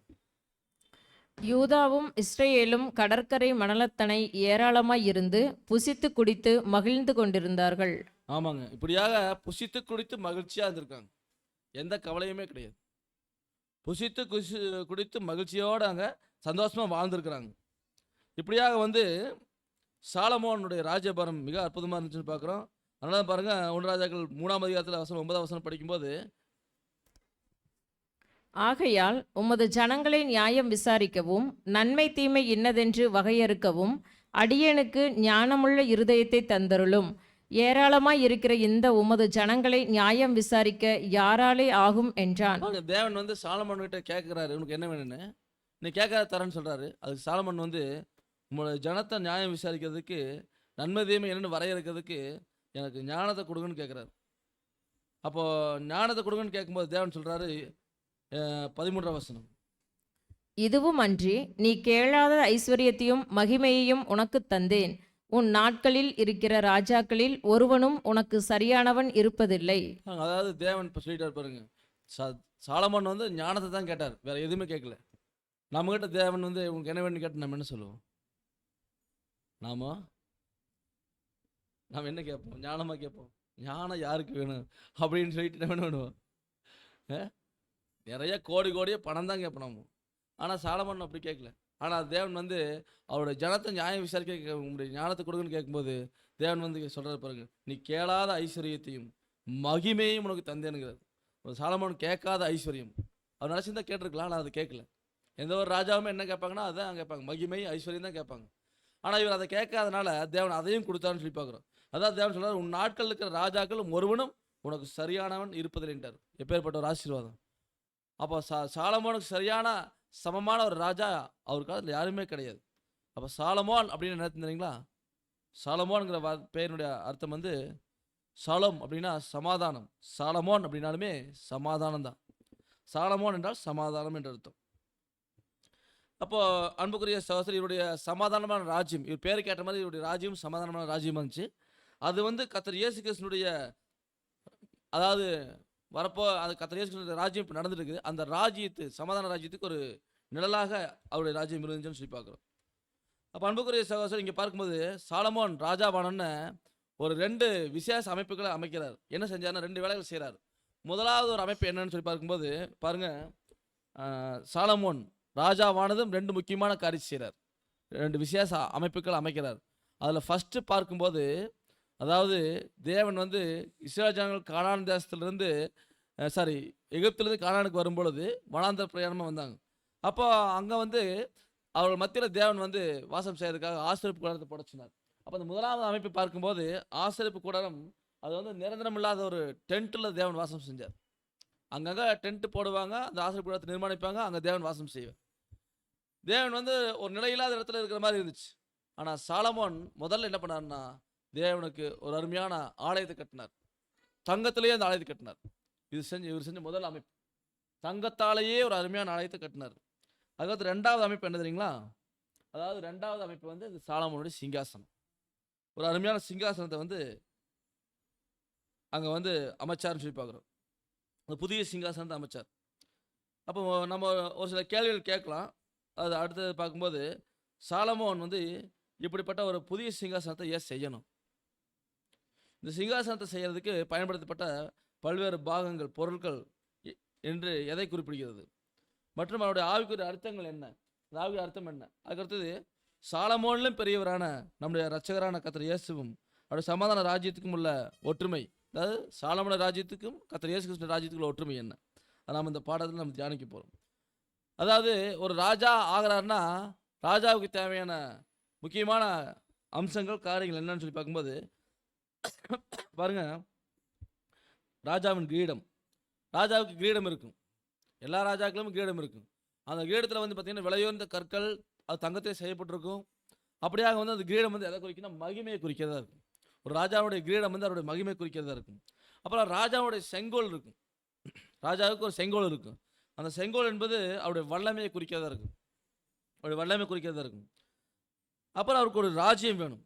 அதாவது அந்த செங்கோல் என்பது வல்லமை மற்றும் அதிகாரத்தை குறிக்கிறதா இருக்குது. அப்புறம் அவருக்கு அந்த ராஜ்யம் தன் குடிமக்களுக்கு ஆற்ற வேண்டிய கடமைகள் பொறுப்புகள், அதில் ராஜாவுக்குன்னு ஒரு சில கடமைகள் பொறுப்புகள் இருக்குது. அந்த ஜனங்களை சரியாக பராமரிக்கணும், அவங்களுக்கு தேவையான எல்லாத்தையும் செய்யணும். அந்த ஜனங்களுக்கெல்லாம் ஒரு ராஜா தான் தகப்பன். அப்படியே ஜனங்கள் நினைப்பாங்க, எல்லாமே ராஜா கிட்ட தான் கேட்பாங்க. இப்படியாக வந்து அந்த ராஜாவுக்கு கிரீடம், செங்கோல், ராஜ்யம் தேவை. அதே நேரத்தில் வந்து பார்த்தீங்கன்னா ஒரு சிங்காசனம் தேவை. சிங்காசனம் எதற்காக அப்படின்னு சொல்லி கேள்வி கேட்டோம்னா, அதாவது ராஜா வந்து சிங்காசனத்தில் உட்காருவார். ராஜாவும் சிங்காசனத்தில் வேற யாரும் உட்கார மாட்டாங்க. யாராச்சும் உட்காருவாங்களா? அது உட்கார்ந்தா அவ்வளோதான். அது உட்கார்றதுக்கு யாருக்குமே அனுமதி கிடையாது. அப்போ ராஜாவுடைய சிங்காசனம் எதற்காக தேவைப்படுகிறதுனா, அவர் ராஜாவா உட்கார்ந்து ஆளுகை செய்யறதுக்கு, அந்த அந்த சிங்காசனத்தில் உட்கார்ந்தா சட்டங்களை போடுறதுக்கும், சட்டங்களை இயற்றுறதுக்கும், சட்டங்களை காப்பதற்கும் அந்த சிங்காசனத்தில் உட்கார்ந்து தான் எல்லாமே ஆளுகை செய்வார். அப்போ சிங்காசனம் ரொம்ப முக்கியமாக அவசியம் செய்ய பார்க்குறோம். அப்புறம் சிங்காசனம் இருக்கிறதுக்கு ஒரு அரண்மனை வேணும். அடுத்து இந்த 4ஐயும் உள்ளடக்கியது 5வது ஒரு அரண்மனை. அப்போ அந்த அரண்மனை சாலமன் வந்து அவர் ராஜரீகம் செய்யறதுக்கு ஒரு அரண்மனை கட்டினார். அதுவும் ஃபுல்லாக தங்கத்தில் தான். அந்த அரண்மனை கட்டுறதுக்கு எத்தனை நாள் ஆச்சுன்னா, 1 ராஜாக்கள் புத்தகத்தில் 7ஆம் அதிகாரம் 1வது வசனம். சாலமோன் தன் அரமனை முழுவதையும் கட்டி முடிக்க 13 வருஷம் சென்றது. எத்தனை வருஷம் ஆச்சுங்க? 13 வருஷமா அந்த அரண்மனை கட்டியிருக்கார். அவர் உட்கார்ந்து ஆளுகை செய்கிற அந்த அரண்மனையை 13 வருஷமா கட்டியிருக்கார். அப்போ ராஜாவின் கிரீடம் மற்றும் செங்கோல் மற்றும் அவருடைய ராஜ்யம், அப்புறம் அந்த சிங்காசனம், 5வதாக இந்த அரண்மனை. இப்போ இந்த 5ஐயும் உள்ளடக்கியது 6வது என்ன வேணும்னா, அங்கே ஒரு தலைநகரம் வேணும். எந்த ஒரு ராஜாவுக்குமே பார்த்தீங்கன்னா தலைநகரம் அவசியம். தலைநகரம் இல்லாத ஒரு தேசம் இருக்கான்னு இல்லை. அப்போ தலைநகரத்தில் அந்த அரண்மனை இருக்கும். அங்கிருந்து ராஜா தன்னுடைய ராஜ்யத்தை செய்வார். அப்போ ராஜாவோட தலைநகரம் என்ன இருந்துச்சுங்க? ஜெருசலேம். இந்த ஜெருசலேமுடைய அர்த்தம் என்ன தெரியுங்க? என்னங்க? ஜெருசலேம் அப்படின்னாலுமே சமாதானத்தின் நகரம் தான் அர்த்தம். அப்போ இந்த ஒரு சாலமோன் ராஜா ஜெருசலேமில் வந்து என்ன பண்ணான்னு பாருங்க. 2 நாளாகும் புத்தகம் 3ஆம் அதிகாரத்தில் 1வது வசனம். பின்பு சாலமோன் எருசலேமிலே தன் தகப்பனாகிய தாவீதுக்கு காண்பிக்கப்பட்ட மோரியா என்னும் மலையில் எபூசியனாகிய ஒர்னானின் களம் என்னும் தாவீது குறித்து வைத்த ஸ்தலத்திலே கர்த்தருடைய ஆலயத்தை கட்டத் துவக்கினான். பாருங்க, அந்த எருசலேம்ல இருந்த மோரியா மலையில, எருசலேம்ல இருந்த மோரியா மலையில, அந்த மோரியா மலை எருசலேம் அந்த சிட்டியில தான் இருக்கு. அங்க மோரியா மலையில தேவன் வந்து அங்கதான் வந்து அந்த ஆலயத்தை கட்ட சொல்லி தாவீது காமிச்சார். அதான் சொல்றாரு, பின்பு சாலமோன் எருசலேமில் தன் தகப்பனாகிய தாவீதுக்கு காண்பிக்கப்பட்ட மோரியா என்னும் மலை மேலே அந்த எபூசினா ஓர்னான் அவருடைய களத்தை வாங்கியிருந்தார் விலை கொடுத்து. அங்கே தான் வந்து அந்த ஸ்தலத்தில் தான் ஆலயத்தை கட்ட தொடங்குறார். தேவனுடைய ஆலயத்தை கட்டுறாரு பிரம்மாண்டமாக. அந்த ஆலயத்தை கூத்து நம்ம படிச்சுக்கிறோம். மிக பிரம்மாண்டமான அந்த ஆலயத்தை கட்டினார். அப்போ அந்த எருசலேம் என்பது பார்க்கும்போது, எருசலேம் என்றாலே சமாதானத்தின் அஸ்திபாரம்னு அர்த்தம். எருசலேம் என்ற வார்த்தையினுடைய அர்த்தம் என்னன்னா சமாதானத்தின் அஸ்திபாரம் அப்படின்னு அர்த்தம். அப்போ சமாதானத்துக்கு அஸ்திபாரமே அந்த எருசலேமில் தான் இருந்துச்சுன்னு அர்த்தம். அங்கே தான் தலைநகராக கொண்டு சாலமோன் வந்து ஆட்சி செஞ்சார். அப்போ சாலமோனுடைய அரசாட்சி இப்படியாக இருக்குது. அவர் செஞ்ச சிங்காசனத்தில் பார்க்கும்போது எத்தனை படிகள் இருந்துச்சுங்க? 6 படிகள். அதாவது 1 ராஜாக்கள் 10-19 வாசிச்சுங்க. அந்த சிங்காசனத்தில் 6 படிகள் இருந்துச்சுன்னு படிக்கிறோம். அந்த 6 படிகள் பார்க்கும்போது அது பாருங்க, 6 படி ப்ளஸ் பாருங்க 2 நாளாகும் புத்தகம் 9ஆம் அதிகாரம் 18ஆம் வசனம். அந்த சிங்காசனத்துக்கு பொன்னினால் செய்யப்பட்ட 6 படிகளும் 1 பாதப்படியும் உட்காரும் இடத்திற்கு இருபுறத்திலும் கைச்சாய்மானங்களும் இருந்தன. 2 சிங்கங்கள் கைச்சாய்மானங்கள் அருகே நின்றது. இப்போ 6 படி, அது போக பாருங்க, இங்கே 2 நாளாம் புத்தகத்தில் படிக்கிறோம், அந்த சிங்காசனத்துக்கு பொன்னால் செய்யப்பட்ட 6 படி இருக்கு. அந்த படியுமே பொன்னால் செஞ்சுக்கிறாங்க. 6 படி, அப்புறம் 1 பாதப்படி, அப்புறம் மொத்தம் எத்தனை படி? 7 படி. மொத்தம் 7 படி. சரிங்களா? 7 படி. இது வந்து அந்த சிங்காசனத்தில் இருந்துச்சு. அடுத்தது பார்க்கும்போது 6 படிகள் 1 பாதப்படி, மொத்தம் 7 படிகள் அந்த சிங்காசனத்தில் இருந்துச்சு அப்படின்னு பார்க்குறோம். அந்த சிங்காசன காட்சி கூட பார்க்கும்போது மொத்தம் வந்து 6 படி 1 பாதப்படி, மொத்தம் 7 படிகள் இருந்துச்சு. இந்த படத்தோடு பார்க்கும்போது பாருங்க, 6 படிகள். அந்த 6வது படிக்கு மேலே ராஜா அந்த 7வது படியில் ஏறி தான் அந்த சிங்காசனத்தில் அமருவார். அப்போ அந்த 7வது படி என்பது பாதப்படி. இப்படியாக வந்து அந்த ஒரு சிங்காசனம் இருந்துச்சுன்னு சொல்லி பார்க்குறோம். அதுக்கப்புறமா சாலமோன் ராஜாவுக்கு வந்த பொன் பார்க்கும்போது ஒவ்வொரு வருஷம் எத்தனை வருது பார்க்கும்போது 1 ராஜாக்கள் 10-15. ஒவ்வொரு வருஷத்தில் அவனுக்கு வந்த பொன் 666 தாலந்து நிறையாய் இருந்தது. அதாவது ஒவ்வொரு வருஷம் சாலமோனுக்கு வந்த பொன் வந்து 666 நிறை தாளந்து பொண்ணு. அவ்வளோ பொண்ணு அவருக்கு வருஷம் வருஷம் வந்திருக்கு. அப்போ அந்த சிங்காசனத்திலேருந்து நம்ம அறிந்து கொள்ள வேண்டிய காரியங்கள் என்ன அப்படின்னா, அந்த சிங்காசனம் ஃபஸ்ட்டு, அந்த சிங்காசனம் முழுவதும் பார்த்தீங்கன்னா தங்கம் தந்தத்தினால் செய்யப்பட்டிருக்கு. தந்தத்தினால் செய்யப்பட்டு தங்கம் வந்து பொன் தகட்டை அடித்து மூடிக்கிறாங்க. அதுக்கு 6 படி இருக்குது, ஒரு பாதப்படி இருக்குது, மொத்தம் 7 படி. அப்புறம் மொத்தம் 12 சிங்கம், 6 படியில் 12 சிங்கம். அப்புறம் கைப்படியில் 2 சிங்கம், மொத்தம் 14 சிங்கம். அந்த சிங்காசனம் பின்னாக வளைஞ்சிருக்கு. அப்புறம் 666 தாளந்து தங்கம். இதில் ஃபஸ்ட்டு வந்து இந்த சிங்காசனம். அந்த சிங்காசனம் பார்க்கும்போது, அதாவது அந்த சிங்காசனத்துக்கு உட்கார்ந்தா ராஜா ஆளுகை செஞ்சார். அவருடைய ராஜரீகத்தை பார்க்கும்போது அவருக்கு வந்து பார்த்தீங்கன்னா, அவர் சாலமோன் வந்து அப்படி சாப்பிட்டு அப்படி ட்ரெஸ் பண்ணியிருக்கார். அவர் போல ஒருத்தர் சாப்பிட்ருக்க மாட்டாங்க, அவர் போல ஒருத்தர் ட்ரெஸ் பண்ணியிருக்க மாட்டாங்க. அதாவது 1 ராஜாக்கள் படிக்கிறோம் 4ஆம் அதிகாரத்தில் வசனம் 22 23ல், நாள் ஒன்றிற்கு சாலமோனுக்கு செல்லும் சாப்பாட்டு செலவு 30 மரக்கால் மெல்லிய மாவும் 60 மரக்கால் மாவும், கலைமான்களையும் வெளிமான்களையும் வரையாடுகளையும் கொழுமையான பறவைகளையும் தவிர கொழுக்கப்பட்ட 10 மாடுகளும் மேய்ச்சலிலிருந்து வந்த 20 மாடுகளும் 100 ஆடுகளுமாம். இவருடைய சாப்பாட்டினுடைய மெனு கொடுத்துருக்காங்க பாருங்க, எப்படி செலவழிக்கிறாங்க. அதாவது சாலமோன் சாப்பாடு செலவுக்கு 30 மரக்கால் மெல்லிய மாவு, 60 மரக்கால் மாவு, அவ்வளோ மாவு. அப்புறம் கலைமான்கள், அப்புறம் வெளிமான்கள், வரையாடுகள் வேற, அப்புறம் கொழுமையான பறவைகள், அப்புறம் கொழுக்கப்பட்ட 10 மாடுகள், அப்புறம் மேய்ச்சலிருந்து வந்த 20 மாடுகள், அப்புறம் 100 ஆடுகள். இத்தனையும் அடித்து சாப்பிட்ருக்காங்க. விருந்து எப்பேற்பட்ட விருந்து நடந்திருக்கு. அப்போ டெய்லியும் நம்மளாம் எப்போ நாளைக்கு தான் அந்த இந்த மாதிரி ஏதாவது ஒரு விருந்து சாப்பிடுவோம். அதில் வந்து சிக்கன் மட்டன் வச்சாலே பெரிய விஷயமா இருக்குது, பெரிய விருந்துன்னு சொல்கிறோம். ஆனால் சாலமோனுடைய விருந்தில் எல்லாமே வந்துருக்குது. அப்போ எப்பேற்பட்ட விருந்துன்னு பாருங்கள். அது பார்க்கும்போது சாலமோனுடைய அவருக்கு வந்த அந்த காணிக்கைகள் பார்க்கும்போது 1 ராஜாக்கள் புத்தகத்தில் படிக்கிற 10ஆம் அதிகாரத்தில் 22 23 24 25ல் 1 ராஜாக்கள் 10ஆம் அதிகாரம் 22ஆம் வசனம். ராஜாவுக்கு சமுத்திரத்திலே ஈராமின் கப்பல்களோடே கூட தர்ஷீஷின் கப்பல்களும் இருந்தது. தர்ஷீஷின் கப்பல்கள் 3 வருஷத்துக்கு ஒரு தரம் பொன்னையும் வெள்ளியையும் யானை தந்தங்களையும் குரங்குகளையும் மயில்களையும் கொண்டு வரும். பூமியின் சகல ராஜாக்களை பார்க்கிலும் ராஜாவாகிய சாலமோன் ஐஸ்வர்யத்திலும் ஞானத்திலும் சிறந்தவனாய் இருந்தான். ஆமாங்க. இப்படிதான் வந்து பார்த்தீங்கன்னா அவருக்கு வரக்கூடிய வந்த எல்லா வர்த்தமானங்களும் நம்ம பார்க்குறோம்.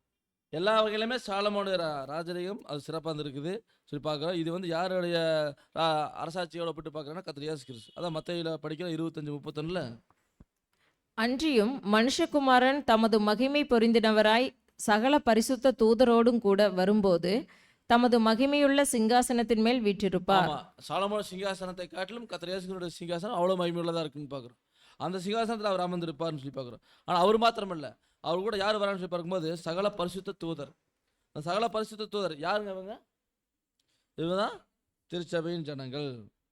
அப்போ கர்த்தர் இயேசு கிறிஸ்து சாலமோனிலும் பெரியவராக இருக்கார். அப்போ அவர் வந்து பார்த்தீங்கன்னா, அதான் சாலமோன் ஞானி, மிகச்சிறந்த ஞானி.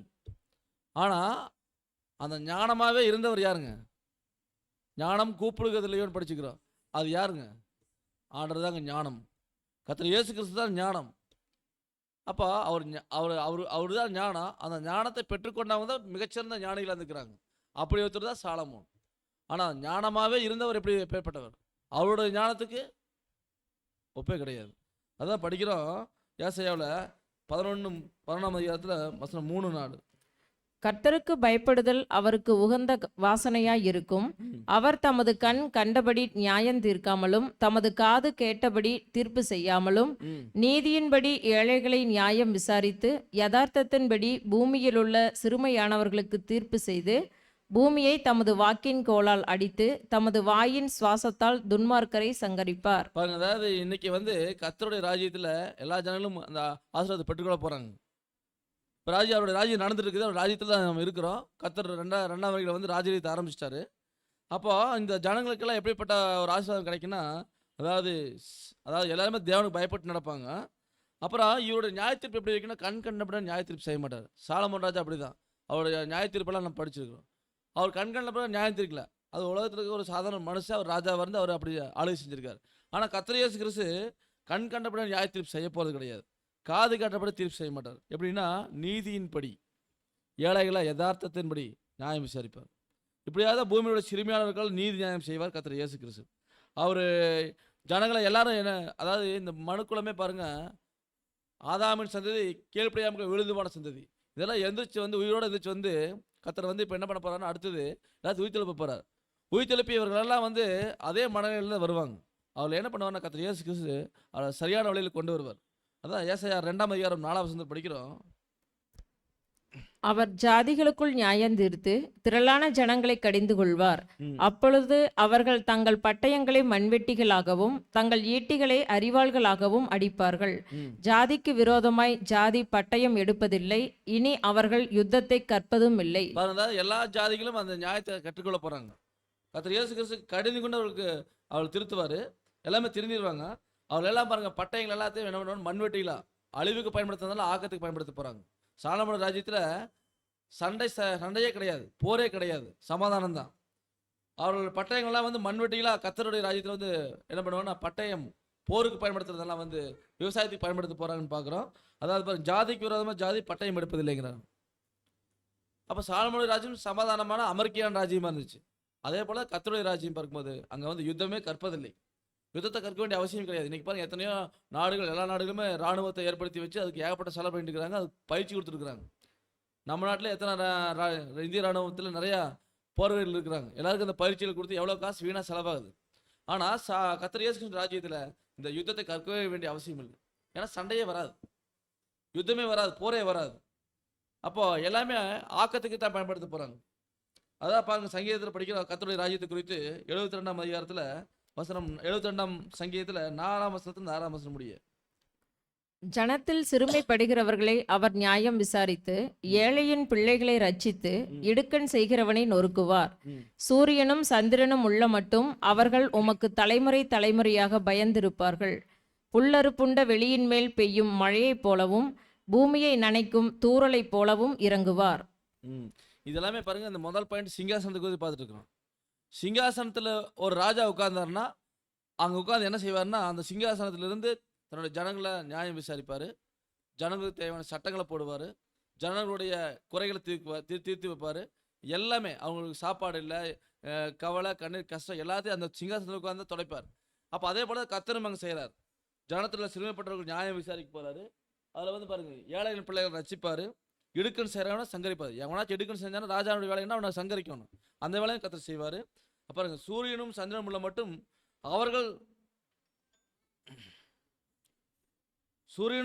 உள்ள மட்டும் அவர்கள் உமக்கு தலைமுறை தலைமையாக பயந்திருப்பார்கள். பாருங்க, சாலமோன் ராஜா ஒரு ராஜா, பெரிய ராஜா, அவருக்கு எல்லா ஜனங்களும் பயந்துருந்தாங்க.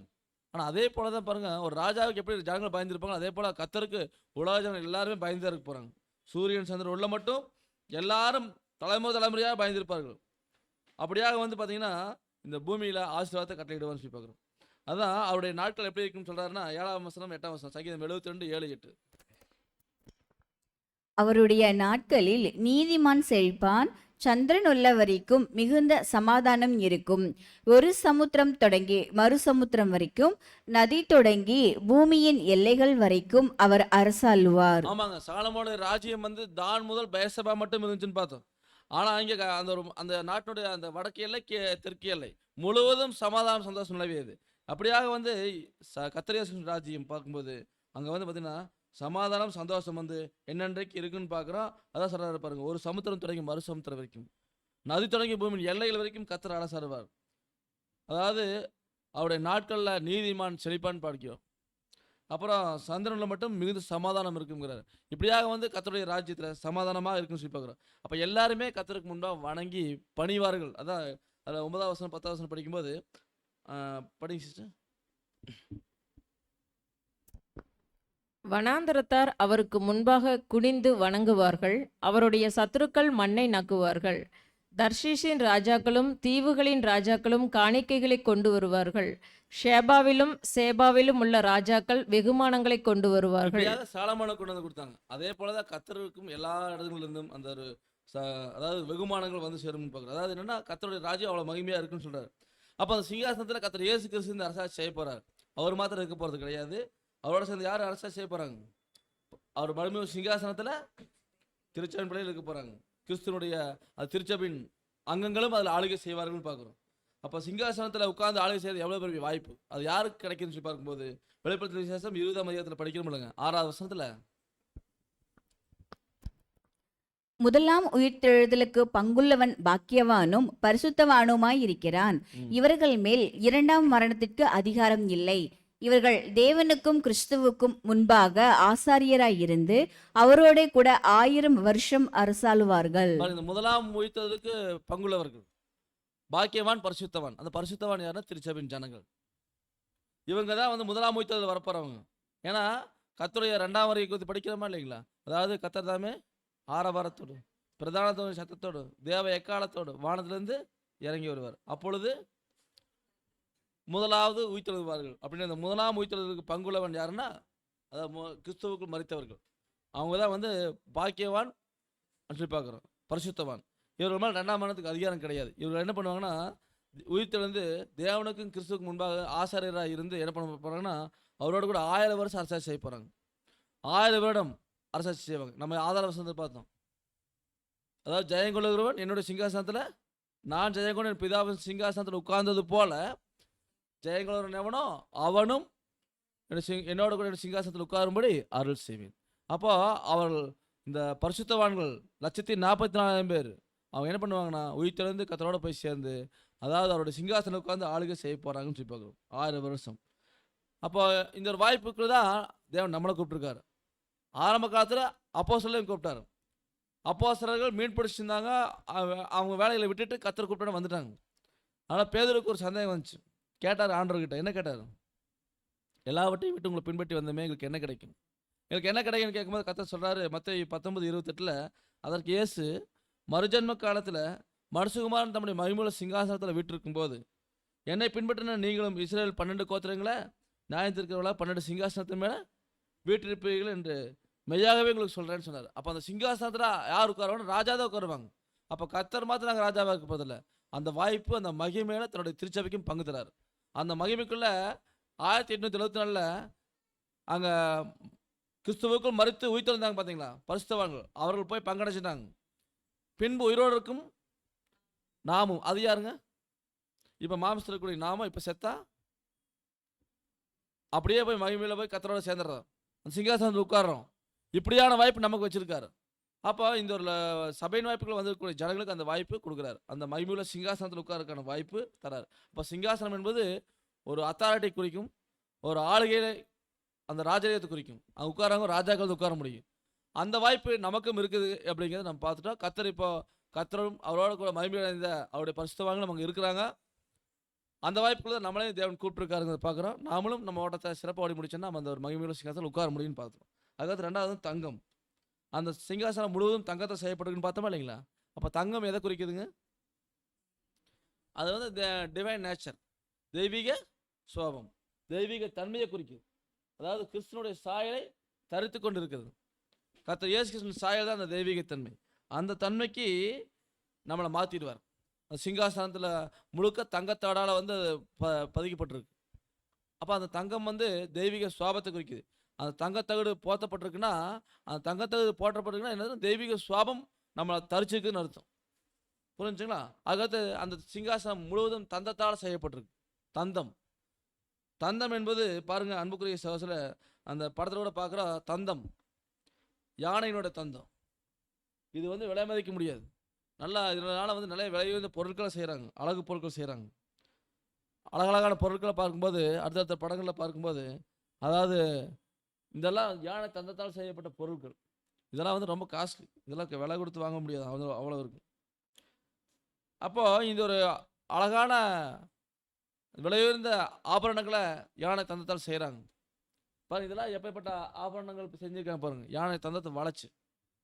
அப்போ அந்த யானை தந்தத்துக்கு ஒரு ஸ்பெஷாலிட்டி என்னென்னா, அதாவது இந்த தந்தம் வந்து பார்க்கும்போது அன்புக்குரிய சகோதரர், அதாவது அந்த யானையோட தந்தம் வந்து பார்த்திங்கன்னா அது வந்து பார்த்திங்கன்னா ஃப்ளெக்சிபிள் டைப் உடையது. வளைச்சிடலாம், வளைச்சா உடையாது. அப்படி ஒரு தன்மை உடையதாக இருக்குதுன்னு பார்க்குறோம். அதான் அந்த உன்னத பாட்டு கூட படிக்கும்போது 5ஆம் அதிகாரம் 14ஆம் வசனம். அவர் கரங்கள் படிகப்பச்சை பதித்த பொன் வளையல்களைப் போலிருக்கிறது. அவர் அங்கம் இந்திரநீல ரத்தினங்கள் இழைத்த பிரகாசமான யானை தந்தத்தை போல் இருக்கிறது. அவருடைய அங்கம் வந்து இந்திரநீல ரத்தினங்கள் இழைத்த பிரகாசமான யானை தந்தத்தை போல இருக்கா. அந்த யானை தந்தமே பிரகாசமான தன்மையை ஒளி தரக்கூடியதா இருக்குது. அந்த மாதிரி பிரகாசமான யானை தந்தத்தை போல இருக்குதா அவருடைய அங்கம். ஆறு நேசருடைய அங்கம், மணவாளனுடைய அங்கம். அதான் உன்னத பாட்டில் 7ஆம் அதிகாரத்தில் 4ஆம் வசனம் படிக்கிறோம். உன் கழுத்து யானை தந்தத்தினால் செய்த கோபுரத்தைப் போலவும் உன் கண்கள் எஸ்போனிலே பத்ரபீம் வாசலண்டையில் இருக்கும் குளங்களைப் போலவும் உன் மூக்கு தமஸ்குவின் திசையை நோக்கும் லீபனோனின் கோபுரத்தைப் போலவும் இருக்கிறது. அதாவது உன் கழுத்து யானை தந்தத்தால் செய்த கோபுரத்தை போல இருக்குன்னு மணவாளன் மணவாட்டி பார்த்து சொல்றாரு. அப்போ மணவாளன் வந்து மணவாட்டி பார்த்து இப்படி சொல்றாரு. அந்த மணவாட்டியுடைய கழுத்து வந்து யானை தந்தத்தால் செய்த கோபுரம் மாதிரி இருக்கா. அப்போ அந்த யானை தந்தம் வந்து விலை உயர்ந்தது, ஆடம்பரமான பொருட்கள் சேர பயன்படுத்துகிறாங்க. அது என்ன சொல்கிறாங்க, அதாவது இது வந்து சாதாரணமான ஜனங்கத்தில் இந்த யானை தந்தம் இருக்காது. யானை தந்தத்தை பல யானைகளை கொண்டு கடத்துல நம்ம ஊருக்காரர் யாருங்க ஃபேமஸாக இருந்தார் இல்லைங்க, யாருங்க நாம் படிச்சிருக்கோமா இல்லைங்களா, நிறைய கேள்விப்பட்டிருக்கிறோம். அவரை கூட என்ன பண்ணிட்டாங்க, சுட்டு கொண்டுட்டாங்க. அப்போ அந்த யானை தந்தமெல்லாம் வந்து பார்க்கும்போது பயங்கரமான ஒரு காஸ்ட்லியான பொருள். அது வந்து சாதாரணமாக பட்ட ஜனங்களுக்கு இருக்காது. அப்போ அவங்களுக்கு பார்க்குறதே கடினம். இந்த யானை தந்தத்தோட விசேஷமான காரியம் என்னென்னா, இது வந்து அந்த கேதுரு மரங்களை காட்டிலும் 3.5 மடங்கு அதனுடைய அடர்த்தி இருக்குமா, டென்சிட்டி. கேதுரு மரத்தை காட்டிலும் அதனுடைய அடர்த்தி வந்து 3.5 மடங்கு அதிகமாக இருக்குமா. இது இருந்தாலுமே அப்படி இருந்தாலுமே இது வந்து வளைஞ்சு போகக்கூடிய தன்மையுடையதாக இருக்குமா, வளைஞ்சு போகக்கூடிய தன்மை இருக்குமா. அப்போ இது வந்து வளைவான பொருட்கள் பார்த்தோமில்லைங்க, அந்த மாதிரி செய்யும்போது செதுக்கும் போது ஒன்றும் ஆகாதா, உடஞ்சிடாது. மிகவும் அழகான விலை வந்த பொருட்கள் இதனால தான் இதில் செய்கிறாங்க.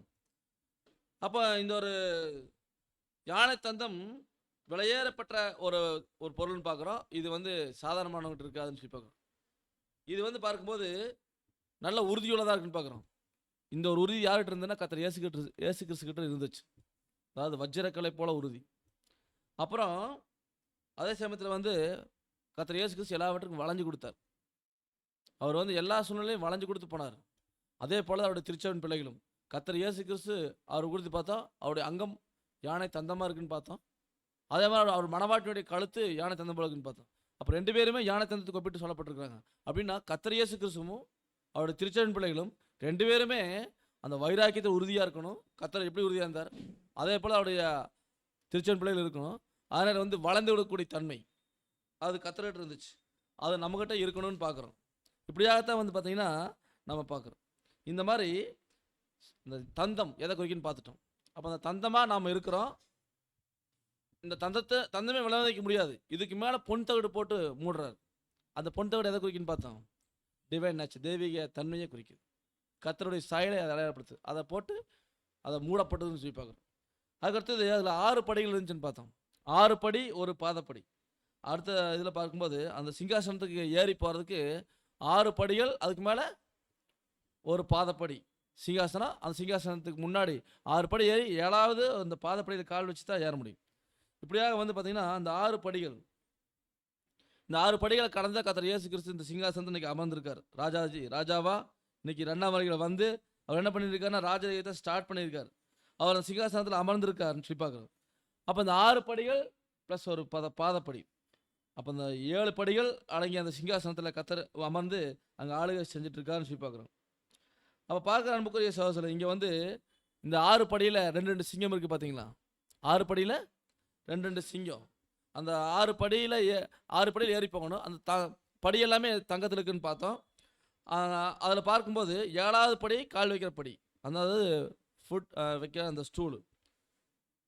அதாவது இது வந்து பார்க்கும்போது இந்த படி எதை குறிக்குதுன்னா 6 படி 6 சபையின் காலகட்டத்தை குறிக்குது.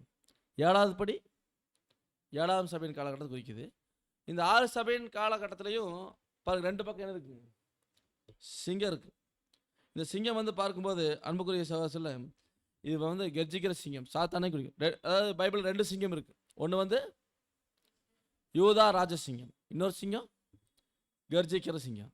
அப்போ பாருங்க அன்புக்குரிய சகோதரர்களே, இந்த கர்ஜிக்கிற சிங்கம் இந்த 6 சபையின் காலகட்டத்தில் கூடிய சபை ஜனங்களுக்கு மிகுந்த உபத்திரம் தான் கொடுத்தான். அதான் நம்ம படிக்கிறோம் 1 பேதுரு 5ஆம் அதிகாரம் 8ஆம் வசனம். 1 பேதுரு 5:8. தெளிந்த புத்தியுள்ளவர்களாயிருங்கள், விழித்திருங்கள். ஏனெனில் உங்கள் எதிராளியாகிய பிசாசானவன் கெர்ச்சிக்கிற சிங்கம் போல் எவனை விழுங்கலாமோ என்று வகை தேடி சுற்றித் திரிகிறான். எவனை விழுங்கலாமோன்னு அங்கே வகை தேடி சுற்றி திரிகிறான். 6 படைகளில் சிங்கம் இருக்கு. ஆனால் அந்த சிங்கம் பார்க்கும்போது இந்த சிங்கம் சாத்தானே அடையாளப்படுத்திக்கிறதா இருக்கு. அதாவது அவன் வந்து கர்ஜிக்கிற சிங்கம். அதுதான் 6 கால சபையில் இருக்காங்களே அவன் மோசம் போக்கணும். ஆனால் கர்த்தருடைய ராஜ்யத்தில் அது படிக்கிற ஏசாயா 39:9. அங்கே சிங்கம் இருப்பதில்லை, துஷ்ட மிருகம் அங்கே போவதும் இல்லை, அங்கே காணப்படவும் மாட்டாது, மீட்கப்பட்டவர்களே அதில் நடப்பார்கள். அங்கே சிங்கம் இருக்காது. கர்த்தருடைய ராஜ்யத்தில் அங்கே கர்த்தர் இயேசு கிறிஸ்து மாத்திரம் தான் இருப்பார். யூதா ராஜ சிங்கம் மாத்திரம் தான் இருப்பார். இந்த கர்ஜிக்கிற சிங்கம் இருக்க மாட்டான்னு சொல்லி பார்க்குறோம். அப்போ அன்புக்குரிய சகோதரர் இங்கே வந்து பார்க்கும்போது அதாவது அந்த கைப்பை சாய்மானத்தில் 2 சிங்கம் இருந்துச்சுன்னு பார்த்தோம். 2 சிங்கம் இருந்துச்சு பார்த்தோமா. இது வந்து பார்க்கும்போது நம்ம படிக்கிறோம் இந்த சிங்கங்கள் வந்து இது வந்து கர்த்தருடைய பிரசன்னத்தினுடைய அந்த மகிமையான ஆசீர்வாதத்தை குறிக்குதுன்னு சொல்லி பார்க்குறோம். அதாவது ஒன்று வந்து பிதாவாகிய தேவனுடைய ஒரு சிங்கம் வந்து பிதாவாகிய தேவனுடைய 4 குணலட்சணத்தை குறிக்குது. இன்னொன்று வந்து பார்க்கும்போது அன்புக்குரிய சகோதரர் அந்த இன்னொரு சிங்கம் வந்து அவருடைய வல்லமையை குறிக்குது சொல்லி பார்க்குறோம். அதான் வெளிப்படுத்தின விசேஷத்தில் படிக்கிறோம் 3ஆம் அதிகாரம் வசனம் 21-22. நான் ஜெயங்கொண்டு என் பிதாவினுடைய சிங்காசனத்திலே அவரோடே கூட உட்கார்ந்தது போல ஜெயங்கொள்ளுகிறவன் எவனோ அவனும் என்னுடைய சிங்காசனத்தில் என்னோட கூட உட்காரும்படிக்கு அருள் செய்வேன். ஆமாம், அந்த சிங்காசனத்தில் உட்கார்றதுக்கான வாய்ப்பு அங்கே தரங்குறாரு. சிங்காசனம் என்றாலே என்னன்னா ஒரு சேர்ல உட்கார்றது, ரெஸ்ட் எடுக்கிறது. அப்போ அந்த சமாதானம் சந்தோஷம் அங்கே கிடைக்கும். அதுபோல் அந்த சிங்காசனத்தில் வந்து உட்கார்ந்து பாருங்க ராஜா அமர்ந்து அங்கே ஆளுகை செய்கிறார். அந்த காலில் வந்து இப்போ கால் வைக்கிற அந்த படியும் பாருங்கள் அந்த ஸ்டூல் அங்கே இருக்குது. அது 7வது படியாக இருக்குன்னு சொல்லி பார்க்குறோம். கர்த்தருடைய அந்த சிங்காசனத்தை இதை அடையாளப்படுத்துது. அங்கே அந்த 2 சிங்கங்கள் எதை குறிக்கணும் அடுத்த சைடில் பாருங்க. அதாவது இந்த சிங்கம் படிக்கல வெளிப்பத்தில் 5:5. அப்பொழுது மூப்பர்களில் ஒருவன் என்னை நோக்கி, நீ அழ வேண்டாம், இதோ யூதா கோத்திரத்து சிங்கமும் தாவீதின் வேருமானவர் புஸ்தகத்தை திறக்கவும் அதன் 7 முத்திரைகளையும் உடைக்கவும் ஜெயங்கொண்டிருக்கிறார் என்றான். இது யூதா ராஜசிங்கம் கர்த்தர் இயேசு கிறிஸ்து. அடுத்தது பார்க்கும்போது இன்னொரு சிங்கம் வந்து பிதாவாகிய தேவனுடைய வல்லமை, அதை அடையாளப்படுத்துகிறதா இருக்குன்னு சொல்லி பார்க்குறோம். அதுக்கு அடுத்தது பார்க்கும்போது 6வதாக பின்னாக வளைந்த சிங்காசனம். அந்த சிங்காசனம் வந்து யானை தந்தத்தில் செய்யப்பட்டுன்னு பார்க்குறோம். அது வளைக்க முடியும்னு பார்த்தோம். அது பின்னாக வளைச்சு இருக்கிறாங்கன்னு சொல்லி பார்க்குறோம். பின்னாக வளைந்த சிங்காசனம் வளைவு என்பது எதை குறிக்குன்னா வளைவாக இருக்கிறது என்னங்க நம்ம பார்க்குறோம் வானவில். வானவில் தான் வளைவாக இருக்குது. இந்த வானவில் வந்து உடன்படிக்கைக்கு அடையாளமாக இருக்குது. அந்த உடன்படிக்கை முதல்ல வானவில் உடன்படிக்கை எங்கே வந்துச்சு? 1ஆம் உலகத்தில் பூமியை தண்ணியினால் அழிச்சார், எல்லாத்தையும் அழிச்சார். அப்போ இனிமேல் வந்து நான் அந்த தண்ணியினால் பூமியை அழிக்க மாட்டேன், உங்களுக்கு அழிவு வராது அப்படின்னு ஒரு சமாதானத்தை அடையாளமாக அந்த வானவில் வச்சார். என்னுடைய வில்லை நான் மேகத்தின் மேலே வைக்கிறேன் அப்படின்னு அந்த வில்லை வச்சார். அது ஒரு உடன்படிக்கையின் அடையாளமாக இருக்குன்னு சொல்லி பார்க்குறோம். அப்போ அந்த சிங்காசனம் என்பது பாருங்கள் அந்த வளைவு வளைஞ்சிருக்கிறது எதை குறிக்குதுன்னா இனிமேல் வந்து ஜனங்களுக்கு அழிவில்லைன்னு அர்த்தம். இனிமேல் வந்து அழிவில்லைங்கிற அந்த உடன்படிக்கை அடையாளப்படுத்துகிறதா இருக்குது அன்புக்குரிய சகோதரர்களே. அப்படின்னா இந்த ஜனங்கள் இதனால் வரைக்கும் அழிவில் கஷ்டத்தில் கண்ணீரில் இருக்கிறாங்க. காரணம் என்னன்னு சொல்லி பார்க்கும்போது பாவம், பாவத்தின் சம்பளம் மரணம். அதான் 1 கொரிந்தியர் 15ஆம் அதிகாரம் 26ஆம் வசனம் வாசிக்கிறோம். பரிகரிக்கப்படும் கடைசி சத்ரு மரணம். பரிகரிக்கப்படும் கடைசி சத்ரு மரணம். அந்த கடைசியில் அந்த மரணத்தையும் கர்த்தர் இயேசு கிறிஸ்து இல்லாமல் பண்ணிடுவார்னு சொல்லி பார்க்குறோம். அப்போ இப்படியாக வந்து பார்த்தீங்கன்னா கர்த்தர் இயேசு கிறிஸ்துவின் ராஜ்யம் சமாதானமான ராஜ்யமாக இருக்குது. அங்கே அழிவு இருக்காது, சமாதானம் தான் இருக்குன்னு சொல்லி பார்க்குறோம். அதுக்கடுத்து 1 ராஜாக்கள் 10:19 படிக்கிறோம். அதில் வந்து அந்த சிங்காசனத்துக்கு 6 படிகள் இருந்துச்சு. அந்த சிங்காசன தலைப்பு வந்து பின்னாக வளைஞ்சிருந்தது. உட்காரும் இடத்துக்கு நடுப்புறம் கை சாய்மானங்கள், கை வைக்கக்கூடிய அந்த சாய்மானங்கள் இருந்துச்சு. 2 சிங்கங்கள் கை சாய்மானங்கள் இருந்துச்சு அப்படின்னு பார்க்குறோம். அதுக்கப்புறம் பார்க்கும்போது இது வந்து நம்ம பைபிள் இருக்குது.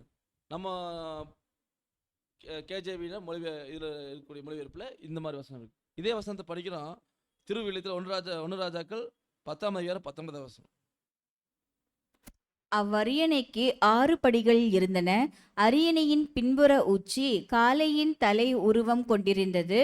இருக்கையின் இருபுறமும் கைப்பிடிகள் இருந்தன. அவற்றின் அருகே 2 சிங்கங்கள் வடிவங்கள் நின்றன. அதாவது இந்த சிங்காசனத்தில் நம்ம இதுக்கு முன்னாடி வந்து நம்ம பைபிள் நம்ம மொழிபெயர்ப்பில் கேஜேவியில் பார்த்தோம். அதில் அந்த காளையை பற்றி சொல்லலை. ஆனால் இங்கே வந்து பார்த்தீங்கன்னா அந்த அரியணைக்கு அரியணைக்கு பார்த்தீங்கன்னா அதாவது 6 படிகள் இருந்ததுன்னா அரியணையினுடைய பின்புறம் வந்து உச்சி, அந்த பின்புற உச்சி, அந்த பின்புற உச்சிங்க மேலே தான் அந்த அரியணையோட பின்புறம் சாயிரம்ல அந்த உச்சியில் பார்க்கும்போது காளையின் தலையுருவம் கொண்டு வந்தது. காளையின் தலையுருவம், காளையினுடைய தலையுருவம் இருந்திருக்கு. இருக்கினுடைய இருபுறமும் கைப்பிடிகள் இருந்ததுன்னா அப்படி நிறைய சிங்கங்கள் என்ற இந்த காளையினுடைய தலையுருவம் சிங்காசனத்துக்கு பின்னாடி இருந்திருக்கு. இது நம்ம மொழிபெயர்ப்பில் இல்லை, ஆனால் திருவிழத்தில் இருக்கு. அப்போ இந்த காளையினுடைய அதாவது அந்த மூலப்பகுதியில் இருக்கு. மூலப்பகுதியில் வந்து இந்த காளையினுடைய உருவம் இருந்ததுங்கிறது அந்த மூலப்பகுதியில் இருக்குது. அதைத்தான் வந்து நம்ம திருவிழத்தில் நம்ம கோட்படிக்க பார்க்குறோம். அப்போ இந்த காளை வந்து எதனை அடையாளப்படுத்துகிறது? காளை என்பது பிதாவாகிய தேவனுடைய பிரதான குணலட்சணத்தில் ஒன்று. அது எதை அடையாளப்படுத்துகிறது? அதாவது பிதாவாகிய தேவனுடைய நீதி அடையாளப்படுத்துது. காளை நீதி. ஆரம்பத்தில் காளை பலி செலுத்த சொன்னாங்க. எதுக்கு? அந்த நீதி இல்லாமல் போச்சு. பாவத்துக்கு பரிகாரம் காளை பலி செலுத்தினாங்க, நீதி. அப்போ காளை என்பது நீதியை அடையாளப்படுத்துகிறது. பிதாவாகிய தேவனுடைய நீதியின் குணலட்சணத்தை அடையாளப்படுத்துது. அப்போ அந்த காளை வந்து பிதாவாகிய தேவனுடைய நீதிங்கிற குணலட்சணத்தை அடையாளப்படுத்துது. அதனால் வந்து காளையை பலி செலுத்துவாங்க. அது கர்த்தருடைய ஈடுபடியே அடையாளப்படுத்துகிறது அப்படின்னு சொல்லி பார்க்குறோம். இப்படியாக வந்து இந்த சிங்காசனத்துடைய காட்சியில் நாம் பார்த்தோம். அதில் கூடிய ஆய்வுகளும் தெரிஞ்சுக்கொண்டோம். அடுத்தது ராஜாவுக்கு வந்து வருஷம் 666 பொன் வந்துச்சு. 666 நிறை தாளந்து, 666 தாளந்து நிறை பொண்ணு வந்து வருஷம் வந்துச்சு. இந்த பொன் வந்து பார்க்கும்போது அதாவது 1 ராஜாக்கள் 10:15 ஒவ்வொரு வருஷத்தில் அவனுக்கு வந்த பொன் எத்தனைங்க? 666 தாளந்து நிறை. அவ்வளோ பொண்ணு வருஷம் சாலமோன் ராஜாவுக்கு வந்துச்சு. அப்போ இந்த 666 இந்த எண் நம்ம நிறையா விஷயத்தில் கேள்விப்பட்டிருக்கோம். என்னங்க அது? 666 என்றால பயமாக இருக்குது. அது யாருங்க? அந்த கிறிஸ்தனுடைய இலக்கமாக இருக்குது. ஆனால் சாலமோனுக்கு வந்த அந்த பொன் அளவு 666. அந்த அவ்வளோ நிறைய பொண்ணு வந்திருக்குன்னு சொல்லி பார்க்குறோம் சாலமோனுடைய ஆட்சியில். அது கர்த்தருடைய அரசாட்சிக்கு ஒரு முன்னடையாளமாக இருக்குன்னு படிச்சுட்டு இருக்கிறோம். அதில் படிக்கும் வெளிப்படுத்தின விசேஷம் 13ஆம் அதிகாரத்தில் வசனம் 11லேருந்து 13 முடிய. பின்பு வேறொரு மிருகம் பூமியிலிருந்து எழும்ப கண்டேன். அது ஒரு ஆட்டுக்குட்டிக்கு ஒப்பாக 2 கொம்புகளையுடையதாய் இருந்தது. வலுசர்பத்தைப் போல பேசினது. அது முந்தின மிருகத்தின் அதிகாரம் முழுவதையும் அதன் முன்பாக நடப்பித்து சாவுக்கு ஏதுவான காயம் ஆற சொஸ்தமடைந்த முந்தின மிருகத்தை பூமியும் அதன் குடிகளும் வணங்கும்படி செய்தது. அன்றியும் அது மனுஷருக்கு முன்பாக வானத்தில் இருந்து பூமியின் மேல் அக்னியை இறங்க பண்ணத்தக்கதாக பெரிய அற்புதங்களை நடப்பித்து. எப்படியாக வந்து பார்த்தீங்கன்னா அற்புதம் நடப்பிக்கிறீங்கன்னு பார்க்குறோம். இந்த மிருகத்தினுடைய எண்ணெய் எவ்வளவுங்க? 666. அந்த 666ங்கிற எண் பாருங்க சாலமோன் ராஜாவுக்கு வந்த பொண்ணு அளவு. அடுத்தது பார்க்க 1 ராஜாக்கள் 9ஆம் அதிகாரத்தில் படிக்க 26லேருந்து 28 முடிய. அதில் வந்து அவருக்கு வந்த பொண்ணளவு ராஜாவாகிய சாலமோன் ஏதாம் தேசத்தில் சிவந்த சமுத்திர கரையில் ஏலோத்துக்கு சமீபத்தில் உள்ள ஏரியோன் கேபாரில் கப்பல்களை செஞ்சார். அந்த கப்பல்களில் ஈராம் சமுத்திர யாத்திரையிலேருந்து பழகின கப்பலாளிய தன் வேலைக்காரர் சாலமோனுடைய வேலைக்காரோடு அனுப்பினான். யார்? ஈராம் ராஜா. அவர் ஃப்ரெண்டு, சாலமோனுடைய ஃப்ரெண்டு. அவர் ஒப்பீருக்கு போய் அவரிடத்துலேருந்து 420 தாளந்து பொன் ராஜானத்தில் கொண்டு வருவாங்க, சாலமோனத்துக்கு கொண்டு வருவாங்க. அதுக்கடுத்து 2 ராஜாக்கள் 2 நாளாகமும் 8:17-18 வசனம். பின்பு சாலமோன் ஏதோம் தேசத்து கடல் ஓரத்தில் இருக்கும் ஏசியோன் கேபேருக்கும் ஏலாத்துக்கும் போனான். அவனுக்கு ஈராம் தன் ஊழியக்காரர் முகாந்திரமாய் கப்பல்களையும் சமுத்திர யாத்திரையில் பழகின வேலையாட்களையும் அனுப்பினான். அவர்கள் சாலமோனின் வேலைக்காரரோடே கூட ஓப்பீருக்கு போய் அங்கே இருந்து 450 தாளந்து பொன்னை ஏற்றி ராஜாவாகிய சாலமோனிடத்தில் கொண்டு வந்தார்கள். 450 தாளந்து பொண்ணை கொண்டு வராங்க. இதுதான் கொண்டு வந்திருக்காங்க. ஆனால் பார்க்கும்போது நமக்கு 666 போட்டிருக்கு. இது வந்து 666ங்கிறது பார்க்கும்போது யாருடைய இலக்கமாக இருக்குங்க? அந்திகிறிஸ்துவின் இலக்கமாக இருக்குன்னு சொல்லி பார்க்குறோம். ஆனால் சாலமோனுக்கு வருஷம் அவ்வளோ 450 தாளந்து பொன்கள் வந்திருக்கு. அதெல்லாமே பார்க்கும்போது எதுக்கு அடையாளம்னா அவருடைய ராஜரீகம் வந்து அவ்வளோ ஒரு செல்வ செழிப்பு ராஜரீகமாக இருந்திருக்குன்னு சொல்லி பார்க்குறோம். அவருக்கு வந்து செல்வ செழிப்பு, ஐஸ்வர்யம், ஞானம் எல்லாமே வந்திருக்கு. அதான் 1 ராஜாக்கள் 10:23 வாசிச்சோம் இல்லைங்களா? சகல பூமியின் சகல ராஜாக்களை பார்க்கலும் ராஜாவாகிய சாலமோன் ஐஸ்வர்யத்திலும் ஞானத்திலும் சிறந்தவனாக இருந்தான் அப்படின்னு சொல்லி பார்க்குறோம். அப்போ அந்த சிறந்த மகிமை, அவ்வளோ மகிமை காரணம்னா அவருக்கு அவ்வளோ செல்வம் இருந்துச்சு, அவ்வளோ ஞானம் இருந்துச்சு. எல்லா ராஜாக்களை பார்க்கணும் ஐஸ்வர்யத்திலும் ஞானத்தில். அடுத்த வருஷம் கூட பார்க்குறோம் 2 நாளாகும் 9:22. பூமியின் சகல ராஜாக்களை பார்க்கிலும் ராஜாவாகிய சாலமோன் ஐஸ்வர்யத்திலும் ஞானத்திலும் சிறந்தவனாய் இருந்தான். இப்படி ஐஸ்வர்யத்திலும் ஞானத்திலும் சிறந்தவராக இருந்தான்னு பார்க்குறோம். இதில் வந்து பார்க்கும்போது இவருடைய வியாபாரம் வர்த்தகம் அந்த அளவுக்கு பெரிய இருந்துச்சு. இப்போ இந்த 666ங்கிற எண்ணெய் வந்து யாரோட தொடர்புடையது? அந்த கிறிஸ்து. அவங்களோட வியாபாரம் வர்த்தகம் எப்படி இருந்துச்சுங்க? சாலமோனுடைய வியாபாரம் வர்த்தகத்தை போலவே அவங்களும் எப்படி இருந்தாங்க? நிறைய செல்வ செழிப்பு. இன்னைக்கு பாருங்க, அவங்ககிட்ட அந்திக்கு சம்பிக்கிட்டு இல்லாத சொத்தா, அவங்ககிட்ட தான் இல்லாத செல்வமா? அவ்வளோ செல்வ செழிப்போடு அவங்க இருக்கிறாங்க. அவ்வளோ இருந்துச்சு. முன்னொரு காலத்தில் நிறைய இருந்துச்சு. காலகாலமாக அவங்க வந்து பார்க்கும்போது அப்படியே இருந்திருக்கிறாங்க. இந்த சாலமோனுடைய காரியத்தில் அவங்களுடைய காரியம் தொடர்போடு இருக்குது. ஆனால் என்னென்னா அந்த வந்து இந்த 666ங்கிற எண் வந்து ஒரு பரிபூர்ணமற்ற நம்பர் அப்படின்னு சொல்லி பார்க்கணும். இதனால் வந்து பார்க்கும்போது இந்த ஒரு வசனத்தை குறித்து பார்க்குறோம். வெளிப்படுத்தல் விசேஷம் 13:13. இதிலே ஞானம் விளங்கும். அந்த மிருகத்தின் லக்கத்தை புத்தியுடையவன் கணக்கு பார்க்க கடவன். அது மனுஷனுடைய லக்கமாய் இருக்கிறது. அதனுடைய லக்கம் 666. இதுதான் மனுஷனுடைய இலக்கமாக இருக்குது. 666. இது அந்த கிறிஸ்து அமைப்பினுடைய அமைப்பை குறிக்கூடியதாக இருக்குன்னு சொல்லி பார்க்குறோம். ஆனால் அன்புக்குரிய சகோதரர், இது வந்து சாலமோனுடைய ராஜ்யம் கர்த்தர் இயேசு கிறிஸ்துனுடைய ராஜ்யத்துக்கு ஒப்பிடும்போது கர்த்தருடைய ராஜ்யம் வந்து பார்த்தீங்கன்னா சமாதான ராஜ்யம். அது வந்து என்றைக்கு முடிவில்லாத ராஜ்யம்னு சொல்லி பார்க்குறோம். அப்போ இப்படியாக வந்து எல்லா ஜனங்களும் அந்த ராஜ்யத்தில் ஆசீர்வாதத்தை பெற்றுக்கொள்ள போகிறாங்க. கர்த்தர் இயேசு கிறிஸ்து சாலமோனும் பெரியவராக இருந்து அந்த சிங்காசனத்தில் இருந்தார். ஏன்னா தாவீதின் சிங்காசனத்தில் சாலமோன் உட்காரல. அவர் தனியாக என்ன பண்ணார்? ஒரு சிங்காசனத்தை செஞ்சார் சாலமோன். அதே போல் கர்த்தருடைய ராஜ்யம், அவருடைய சிங்காசனம் என்பது முற்றிலும் வேறுபட்டதாக இருக்குன்னு பார்க்குறோம். அந்த சிங்காசனத்துக்கு அடையாளமாக தான் சாலமோனுடைய சிங்காசனத்தை நம்ம பார்த்தோம். அதான் 2 கொரிந்தியர் 6ஆம் அதிகாரத்தில் படிக்கிற 1ஆம் வசனம் 2ஆம் வசனம். தேவனுடைய கிருபையை நீங்கள் விருதாவாய் பெறாதபடிக்கு உடன் வேலையாட்களாகிய நாங்கள் உங்களுக்கு புத்தி சொல்லுகிறோம். அனுக்கிரக காலத்திலே நான் உனக்கு செவி கொடுத்து இரட்சண்ய நாளிலே உனக்கு உதவி செய்தேன் என்று சொல்லியிருக்கிறாரே. இதோ இப்பொழுதே அனுக்கிரக காலம், இப்பொழுதே இரட்சண்ய நாள். ஆமாங்க அன்புக்குரிய சகோதரர், அதாவது இங்கே கர்த்தர் இயேசு கிறிஸ்து அவர் மாத்திரம் தனியாக இருக்கிறதில்ல. இயேசு கிறிஸ்துனா அதாவது தலையும் 144,000 சரீர அங்கங்கள் இவங்க சேர்ந்தது தான் வந்து கர்த்தர் இயேசு கிறிஸ்து. அப்படின்னா அவர் மாத்திரம் அங்கே ஆளுகை செய்ய போகிறது கிடையாது. அவரோட சேர்ந்த ஒரு மகிமையுள்ள சபையும் ஆளுகை செய்ய போகிறாங்க. அப்போ இந்த சபையானது 6 படிகள் கடந்து வருதுன்னா 6 சபையின் காலகட்டத்திலேருந்து என்ன பண்ணுறாங்க? கடந்து வர போகிறாங்க. அப்போ 6 சபையின் காலகட்டம், முதல் சபை எபேசிலிருந்து ஆரம்பித்து அதாவது 6 சபையின் காலகட்டத்துக்கு வர்றாங்க பிலதெல்பியா வரைக்கும். அதுக்கடுத்தது 7ஆம் சபை 6 படிகள் கடந்து 7ஆவது படியில் தான் என்ன பண்ணுறாருன்னா அது என்ன பண்ணுறாரு? அது அங்கே ஏறி என்ன பண்ணுறாரு? சிங்காசனத்தில் உட்கார்றார். அந்த 7ஆவது சபை லவோதிக்கேய சபை. அந்த லவோதிக்கேய சபையில் தான் இன்னைக்கு கர்த்தர் இயேசு கிறிஸ்து பாருங்க அங்கே ஏறி நிற்கிறார். இந்த லவோதிக்கேய சபை அதாவது பார்க்கும்போது பெருசியா ஸ்டேஜில் கர்த்தர் இயேசு கிறிஸ்து வந்துட்டார். அதுக்கடுத்தது இப்போ எபிஃபானியா ஸ்டேஜ். அதுக்கடுத்தது அப்போ காலப்ஸ் எல்லாரும் பார்க்குற மாதிரி அவருடைய ராஜ்யம் கண்ணுக்கு தெரிய போகுது. அப்போ அந்த சிங்காசனம் அந்த அமர்ந்து இருக்கிறாரு. அதில் 7வது அமர்ந்து இப்போ கால் வச்சிருக்காரு. எதில்? 7வது பாதப்படியில் 7வது படியில் கால் வச்சிருக்காரு. அது லவோதிக்கேயன் சபை. அப்போ இங்கே வந்து பார்த்தீங்கன்னா சபையினுடைய இவனை அடுத்தது வந்து பார்க்கும்போது அங்கே ரெஸ்ட்டு தானே, சமாதானம், சந்தோஷம், அப்போகலிப்ஸ், அந்த கண்ணுக்கு தெரிய ராஜ்யம் வெளிவரப்போகுது அப்படின்னு அன்புக்குரிய சகோதரர். அதாவது இந்த ஒரு ராஜ்யம் பார்த்தீங்கன்னா என்றைக்கு முடிவிடாதுன்னு சொல்லி பார்க்குறோம். எல்லா ஜனங்களும் அந்த யுகாயுகமாக அந்த சமாதானத்தை பெற்றுக்கொண்டு சந்தோஷமாக வாழ போகிறாங்க. அதான் 1 ராஜாக்கள் 10:20 படிக்கிற, அதாவது இந்த வருஷத்தில் படிக்க மாட்டேங்குது, இதுக்கு முந்தின வருஷத்தில் அதாவது இப்போ கடைசியாக அப்போஸ்தலன் பவுலுடைய வார்த்தைகள் படிக்கும்போது 2 கொரிந்தியர் 6:1-2 தேவனுடைய கிருபையை நீங்கள் விருதாவாய் பெறாதபடிக்கு உடன் வேலையாட்களாய் நாங்கள் உங்களுக்கு என்ன பண்ணுறோம்? புத்தி சொல்கிறோம். நமக்கு புத்தி சொல்கிறாங்க. என்ன சொல்கிறாங்கன்னா, அனுகிரக காலத்தில் நான் உங்களுக்கு செவி கொடுத்து ரட்சணை நாளில் உனக்கு உதவி செய்தேன் என்று சொல்லியிருக்கிறாரு. இப்போவே அனுகிரக காலம். இந்த வாய்ப்பு நமக்கு இப்போவே கொடுக்கப்பட்டிருக்கு. அந்த சிங்காசனத்தில் அமரக்கூடிய வாய்ப்பு.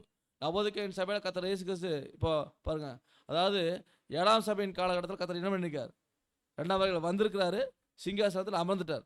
பாருங்க 6 படிகள் கடந்து இப்போ சபை வந்து 7வது படியில் வந்து நின்னாச்சு. 7வது படிக்கு வந்தாலே அடுத்து சிங்காசனத்தில் உட்காந்தாச்சு. இப்போ கர்த்தர் வந்து 7வது படியில் அந்த சிங்காசனத்தில் உட்காந்து 7வது படியில் கால் வைக்கிறார். நம்ம எப்பவுமே நமக்கு முன்னாடி ஒரு ஸ்டூல் இருந்துச்சுன்னா நம்ம சேரில் உட்காந்து அந்த ஸ்டூல் மேலே கால் வைப்போம்ல, அது போல் இப்போ கர்த்தர் என்ன பண்ணியிருக்காருன்னா சிங்காசனத்தில் உட்காந்து அந்த 7வது பாதப்படியில் கால் வச்சிருக்கார். அப்படின்னா அன்புக்குரிய சகோதரர்களே, இப்போ சபை முடிவடையக்கூடிய காலகட்டத்தில் இருக்கிறோம். இப்போ இந்த 7வது சபையின் காலகட்டத்தில், இது அனுகிரக காலத்தில் நம்ம பார்த்தீங்கன்னா இந்த வாய்ப்பை பெற்றுக்கொள்ளணும். அதாவது இப்பொழுதே ரட்சணியினால், இது விட்டால் ரட்சணியினால் கிடையாது. ஆக அன்புக்குரிய சகோதரர், அந்த வாய்ப்பு நமக்கு கொடுத்துருக்காரு. கர்த்தர் இப்போ ராஜரிகம் செய்து கொண்டிருக்கிறார். வெகு விரைவில் அப்போகாலிப்ஸ் ஸ்டேஜ் வரப்போகுது. இப்போ எபிஃபனியா ஸ்டேஜில் இருக்கிறோம்.